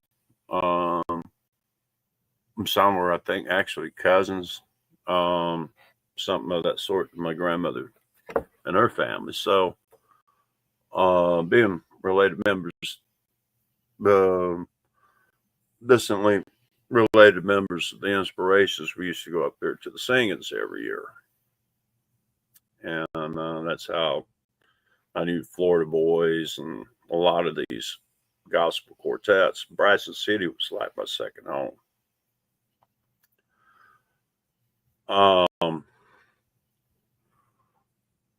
So that was always a good advantage for me every year to get out of Marietta. When we lived in Marietta, but even when we lived in Morganton and didn't live that far from, Bryson City, we would still go up there and started out in motels, but then went to camping, and it just became camping after that. But Well, so I got a question to ask you. So your next thing about what you need to do is you get back over there in North Carolina, right? well, And then yes, when you ma'am. go, and then you But go start a coalition and stuff as well. well, the coalition still exists. All needs is new members. Um, the But does it coalition is exist there. in North Carolina too? Yeah, Jesus is the one that started the coalition. I just, started a chapter back in 2005 when we got the death penalty passed uh, in Georgia for child rape, and Megan's Law adopted into the code of Georgia. Yeah. That's one reason why I wound up with the that teenager's diary. She was from Sandy Springs, and I don't think Ron Meeks was arrested, but he was one of the coaches for the Atlanta Falcons and was in her diary. Oh, And of course, Gotti turned out to be Antonio Rivera's Cardenas. So, that name's awfully familiar. but this was a huge, huge success for the Fulton County District Attorney's Office, Georgia Bureau of Investigation, the Federal Bureau of Investigation, Department of Homeland Security. Even Tim Ballard worked in Operation Long Wang. That's when he got his start with the Department of Homeland Security, and also worked in Operation Child Safe Neighborhood. Amazing. So I got to pick one of Eric Rudolph's affiliates, and they wouldn't allow me to pick John Ramsey nor Ed Bentley Jr. So That's sick. Now they should go ahead and a they're lot of people at least go over there and pick up Ed, by golly, exactly when they're doing all the trafficking and having on his property, the child murders, all them. Mhm. Oh man, and they're said they're above the law where they're not going to get prosecuted. Well, at least they did, since Jeffy had some charges pending that was under investigation in Florida, since they at least had that. Said there was you know. I was like, well, have him picked up. Then he was like, well, all they're going to do is just slap him on the wrist. And I'm like, well, yeah, that's exactly what I expect them to do. He goes, why is that?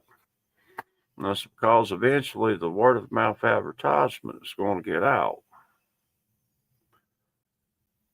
Because my business ventures, after I quit being a renegade in 1991 and got down to business and decided to, do something with my life,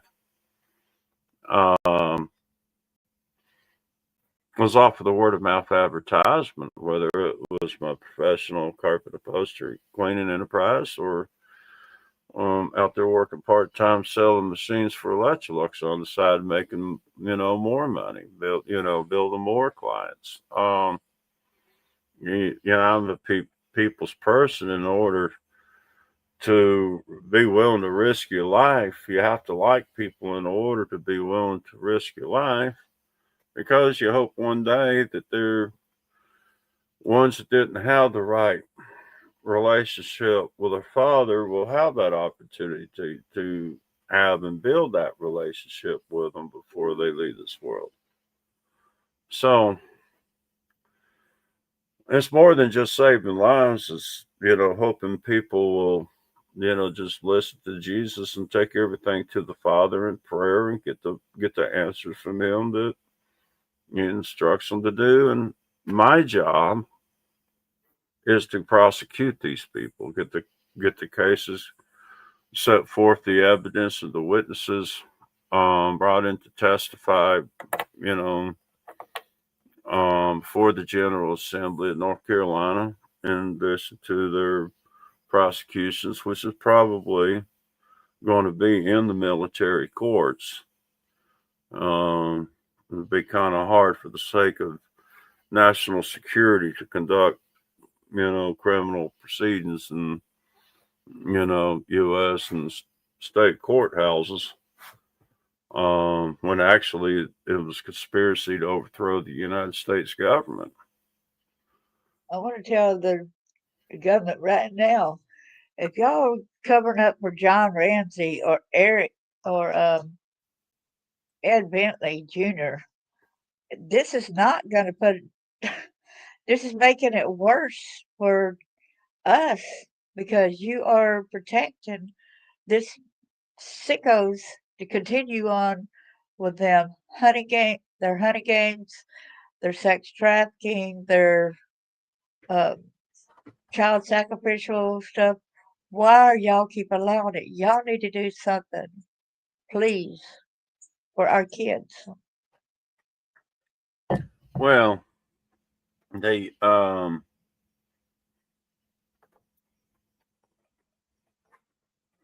information is on the internet.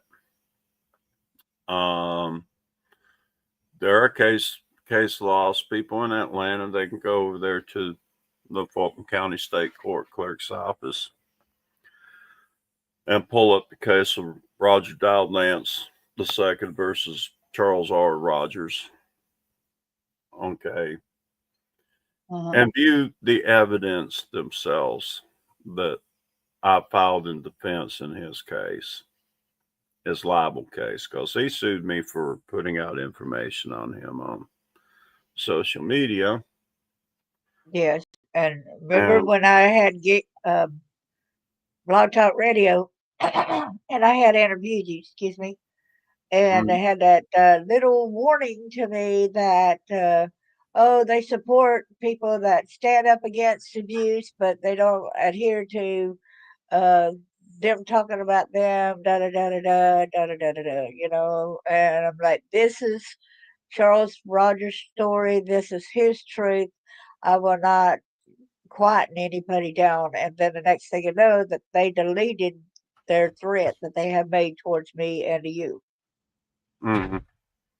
Well, it's not it wasn't something that I was thrilled about doing, given that 25-year run to get that bomb disarmed and surrendered to the ATF. And they should have just took more than just that, 10-pound glass tube that was taken out the center of it. It should have took the entire thing.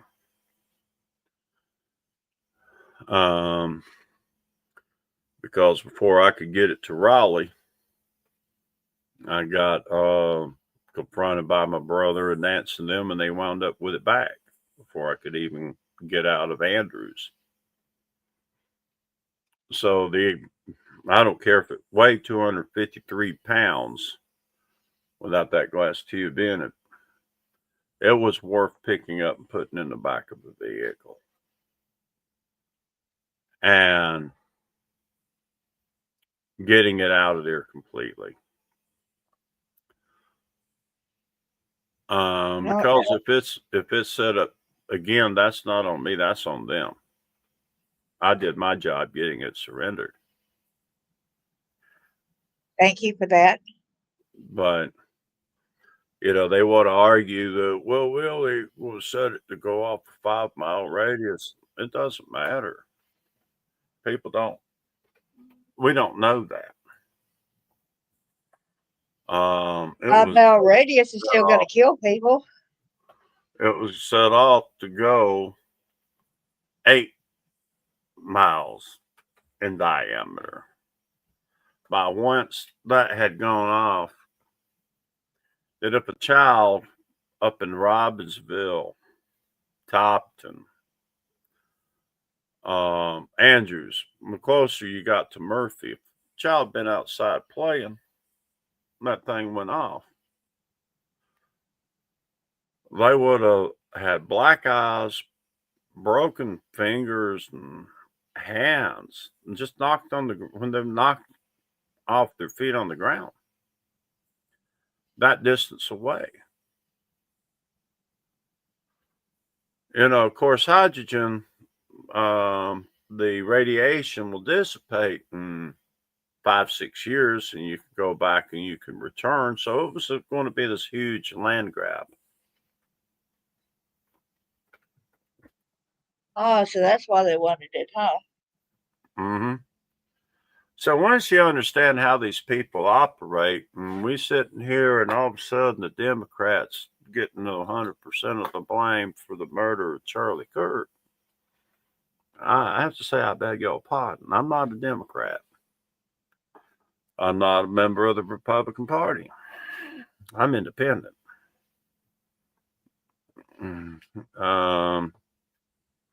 When it comes to two political parties, just call me Jaffel, just another freaking observer. But the neocons are the very type of people that would have Charlie Cook murdered, right?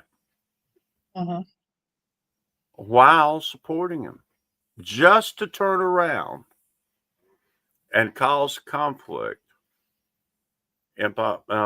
between the liberals and the conservatives. Wow. Because I think it's going to start getting worse if the people don't start waking up and jumping up and saying, now, President Trump, we supported you this time because you did such a magnificent job your first term in shaping things up and pulling the economy back together. But now that it's apparent that Israel, okay, unlike the United States, has committed genocide since the Geneva Convention, and since we sat down with the rest of the world and we came up with a rule of law of nations here that must be abided by. It is not up to me as an American, Christian, or because we know there are plenty of Jewish people out there that are against this as well. And, my Jewish lineage bloodline came through my maternal grandmother. even though I have a Christian last name. They'll tell you that's how it works. Now, I don't know if I'd hate to think that was of the Ashkenazic bloodline, but I don't know. It's really not really that important to me.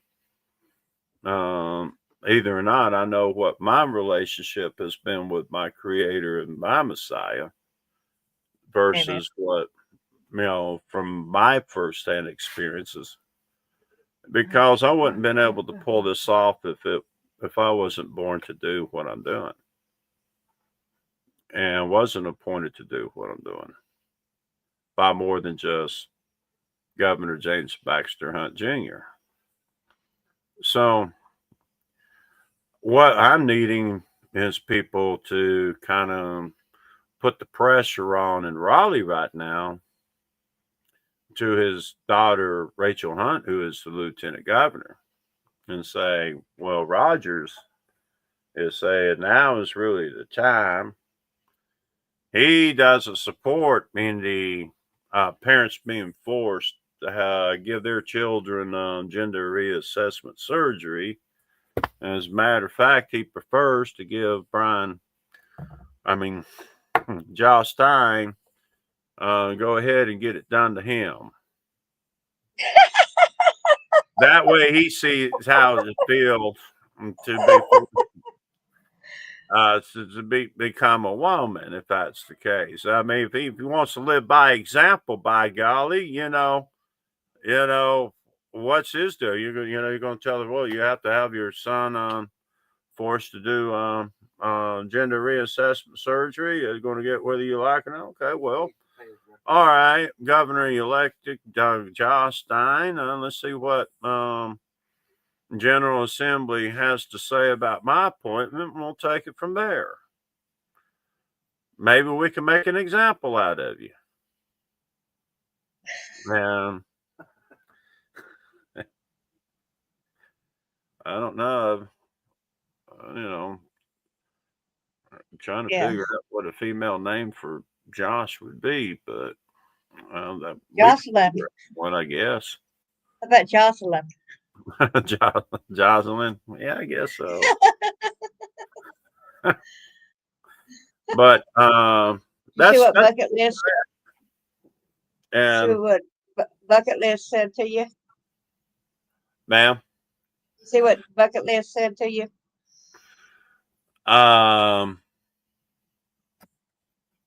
Agreed that Richard Allen was not the killer. I think he was scapegoated. He was a scapegoat, in her opinion. What's that? In her opinion. A scapegoat? That's what she put.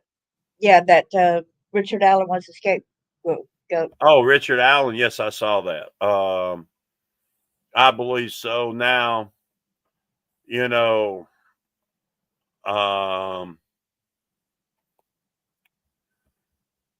they will take somebody that has been involved in something before with them, that go out and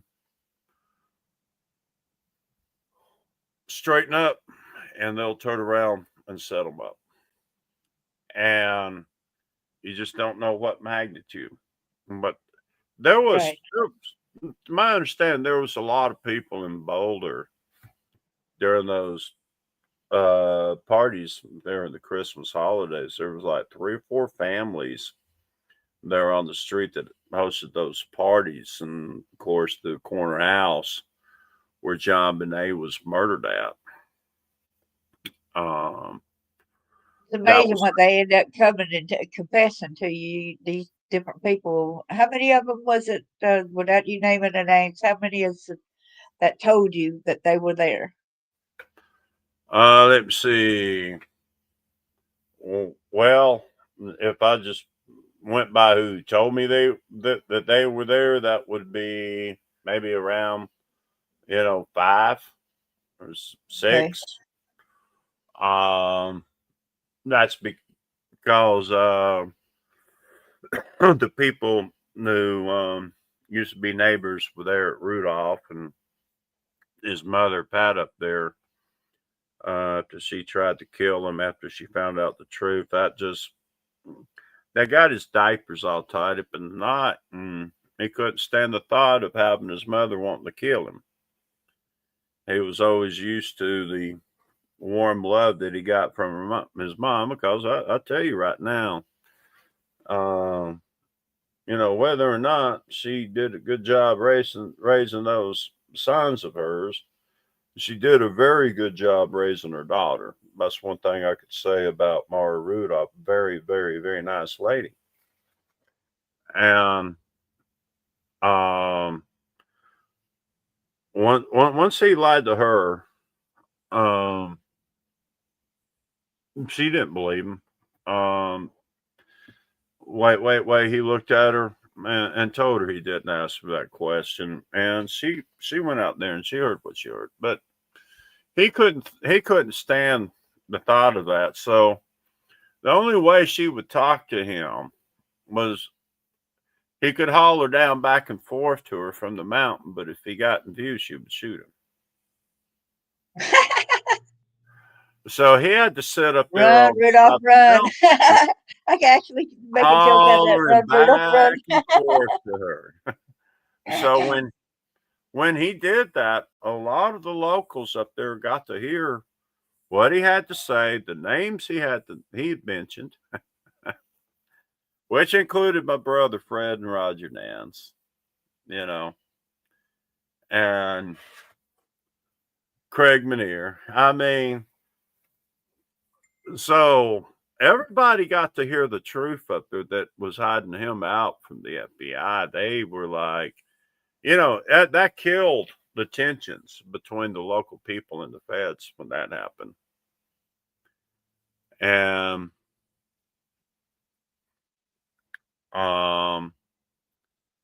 so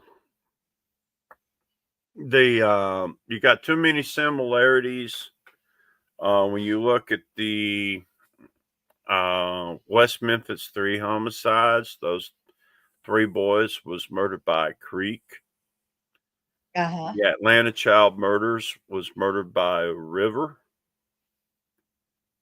Okay. And all the victims of the Oakland County child murders was murdered on Norfolk Island. Sorry, Peggy. Hope that your arm gets better. Except for Your head Jill gets better. Robinson. She was shot there in the face right outside or at least they were held on the Norfolk Island. Whether they were killed elsewhere, I think they were killed, but they weren't killed on that island. But they were killed, back in their area after they returned from that island. Yes. So, according to John Ramsey, he, shot Jill Robinson in the face, but, and then for the people who he told, you were standing right there when he said it, and then let the people know how the other people reacted when he said that. But you didn't, but the other people, okay? Oh, the technicians there at Layton Graphics, Roger and my brother Fred just sat there and busted out laughing like it was the funniest thing they heard. This is before my 18th birthday. This is really the third attempt on my life. And then later on, John had said that he will have John and Dave. Well, I don't think he's lying to getting his butt whooped by that, 11-year-old girl up there in West. I love that story. I don't think he made that up. So I'm going to give him credence to that, and I'm giving him credence to the murder of Jill Robinson, because Craig Manier, when my daddy was dying in the ICU unit there at Piedmont Hospital,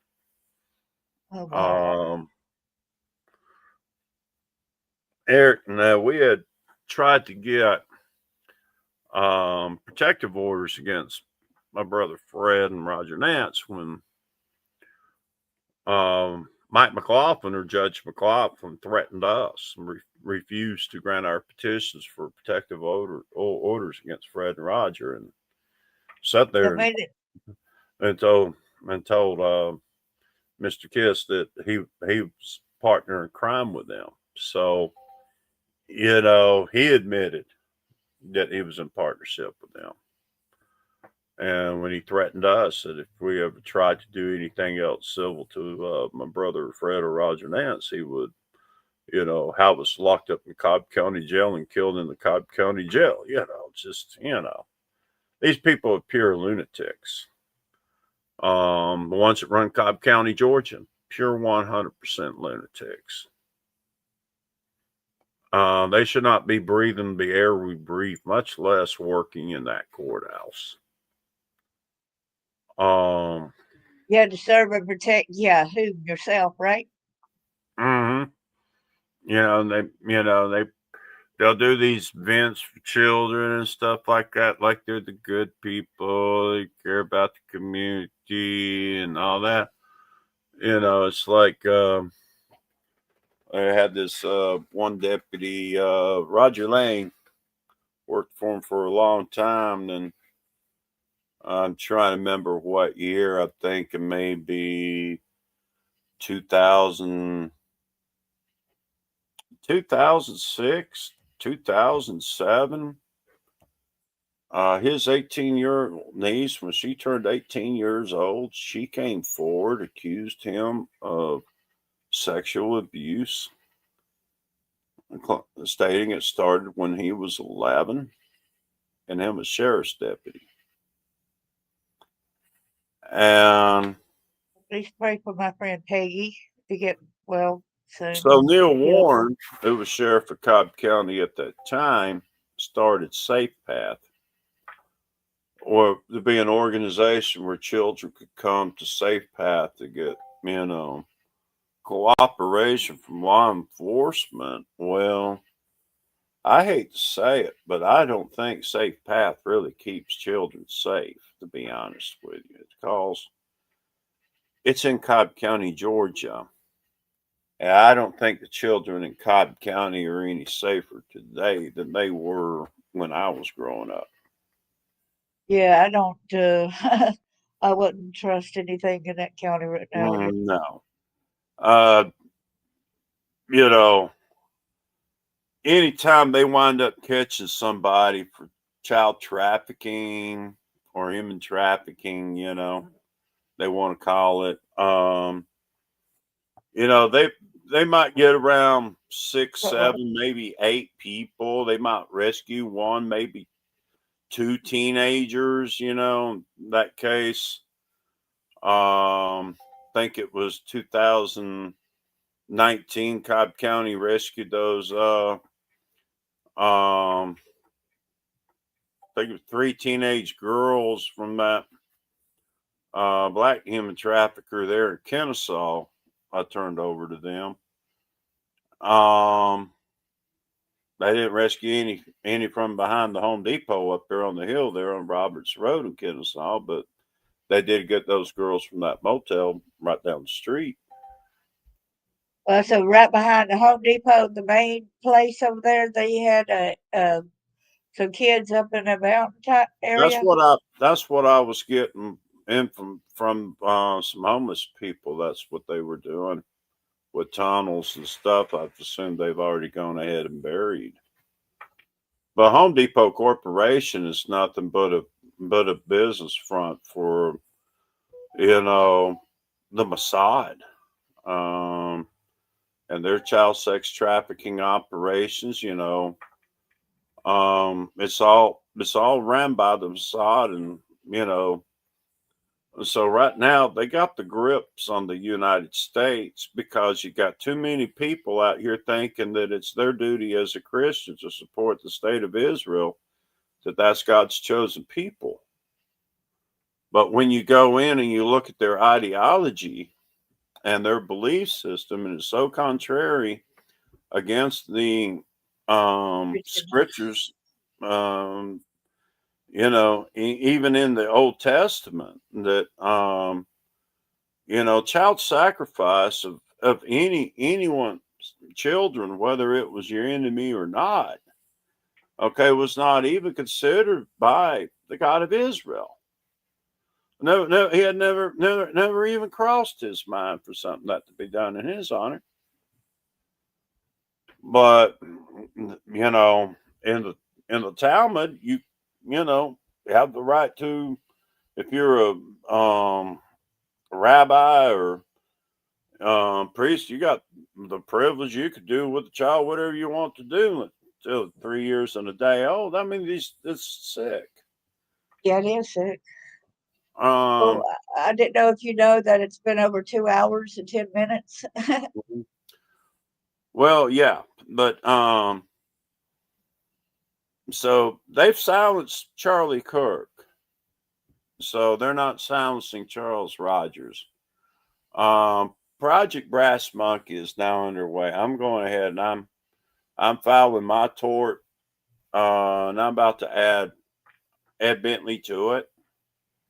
I'm going after his cousins, Fred Bentley Jr., Randall Bentley Sr., a Bentley and Bentley and Bentley Law Group.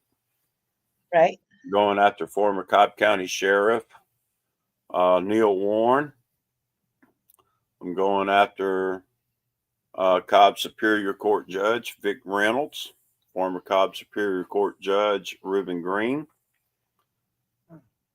Well, we're pulling for y'all, ain't we? Yeah, that's what Brass Monkey is. It means the brass of law enforcement. These are the dirty dogs in law enforcement. Former Drug Task Force Commander Bart Thigpen at the Cherokee County Sheriff's Department there in Murphy. Conspiracy to overthrow the government of the United States. I'm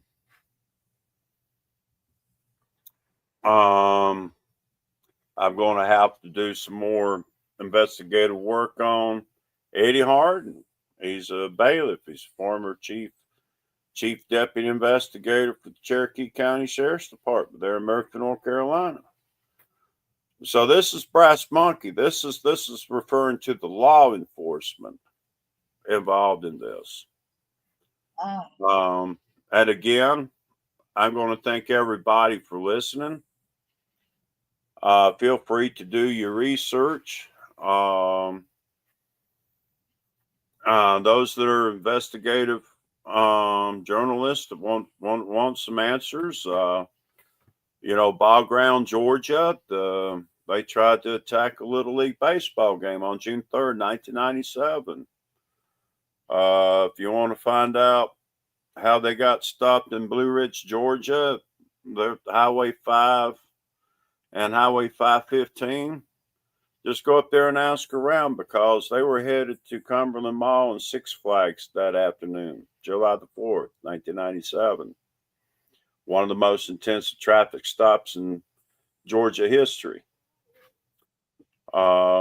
They tried to hit the General Motors assembly plant there in Doraville, Georgia twice. First time they tried to hit 13 other targets that morning, March 11th, 1997, another anniversary of the Atlanta child murders. And wasn't that basically just so that they could kidnap the kids? Ma'am? Get rid of the parents to get the kids? One more time. Wasn't that basically to get rid of the parents so they could get all these kids? Well, they don't have to get rid of the parents unless the parents get to knowing too much. Then yeah, they'll get rid of the parents. No, they got Child Protective Services do their dirty work when they want them to do their dirty work. They got the foothold on this country exactly where they want everyone, whether they're in public office or in the private sector. And the only way to get out of this is to support my appointment in North Carolina. If you're going to think that Donald Trump is going to sit there and be the one that straightens this mess out, I hate to be the bearer of bad news. It's going to take me because the Oklahoma City bombing in Centennial Park attack case was assigned to me on July the 30th, 1996. So I've been in charge officially of that investigation ever since. It's just Governor Hunt did not want to risk not only his life, but the lives of the local people there in Western Murphy that afternoon that was waiting on that large caravan of federal agents to arrive to Murphy that afternoon to search for Eric Rudolph for the bombing of the new women's healthcare clinic. And no, it was not Eric Rudolph that was driving his truck back to Murphy that morning after Officer Robert Sanderson was killed over there at New Women's Healthcare Clinic, and the abortionist Emily Lyons was injured. That was the anonymous caller to the Centennial Park attack, Waylon Joseph Davis himself, Joey Davis. Now, if you like Waffle House, just pop in over there at the Waffle House. Take a recording. You got 30 minutes. You got a bomb in the park, and just sit there and listen to them talk.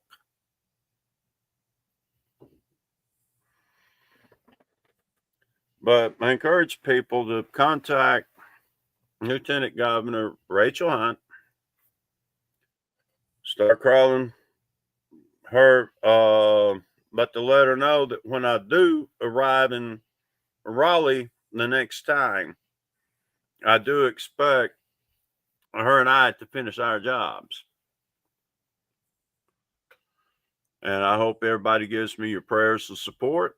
And hopefully, if there's anything else, you can get some feedback from everyone. But this is in court. It's going to court. I'm going to get that confirmation one way or the other. So here is Joey Davis right here, y'all. Yeah, it's also known as the Huddle House Bandit of Andrews, North Carolina. I think it was like June 11th, 2012. He went to his place of employment there in Andrews, which was the Huddle House, and went in and held it up for $137. Wow. And they pulled his automobile over there to the gas station part of the building because there was a convenience store and Huddle House, all one right there. The store was separate from the Huddle House, but you still had a door you could go in from the convenience store into the Huddle House. But they put on a mask and went walking in there and walked in there. I think it was a 38 revolver he had, and pointed at the waitress, and she grins. She's like, "What, Joey? What are you doing?" My name's Joey. Yeah, he lowers his voice. I ain't Joey. I want your money. And Cook's like, "What in the world, Joey? What in the world? What are you doing with the gun, Joey? Put that thing down." "Don't call me Joey. This is a hold up." But y'all all know it's Joey. I had someone tell me one time, if anyone had any doubt in my mind, just tell them about Joey. And this was before this incident ever happened. Now, I was told that back in 1998 about Joey. But this is the most classical Joey Davis you can get, because he sit there, and even some of the customers that was in there, this like 3:23 in the morning sometime, way overnight, And Joey, think about what you're doing, man. Don't call me Joey. Next person calls me Joey, I'll shoot. Just give me the money, and So what could the waitress do? Reach in and pull out the $130 something odd dollars and put in a paper bag and give it to him so he could leave. And I was in the huddle house got closed down because of COVID-19, so I was in there a few times, but one time I was in there and the guy that owned it, his name was Dennis, and he had his help wanted sign up there. This was in 2019, and I was like, I said, so you need of help? Yeah, I do need some cooks. I was like, well, Joey Davis will be up for parole here soon. You'll be looking for it.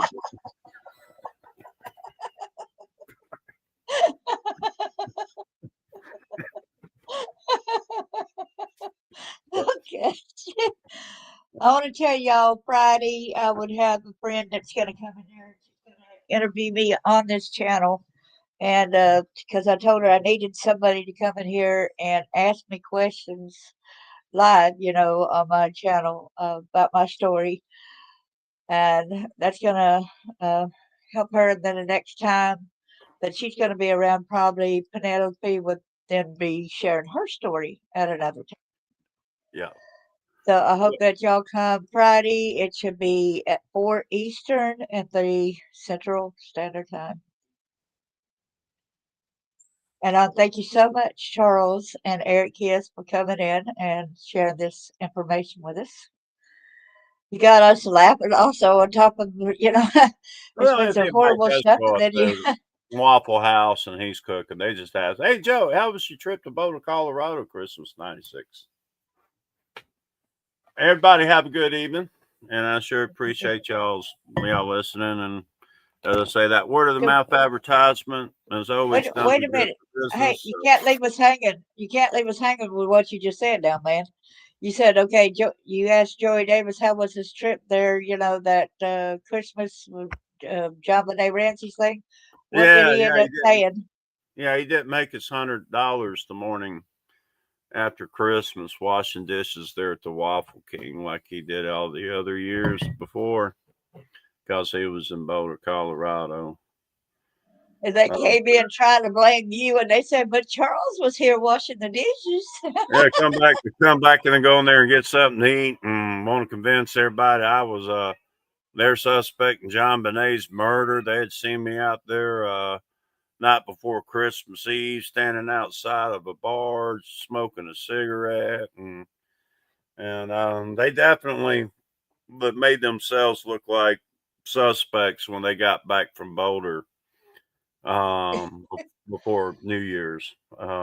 Exactly. That was around I think it was the 29th when they got back. I think it was it might have been the Tuesday when they got back, but they was in there Wednesday morning to get something to eat, to go in there to see what they could shake up against me. They sure didn't want me and Murphy, and I wasn't about to leave, so they wasn't happy about that.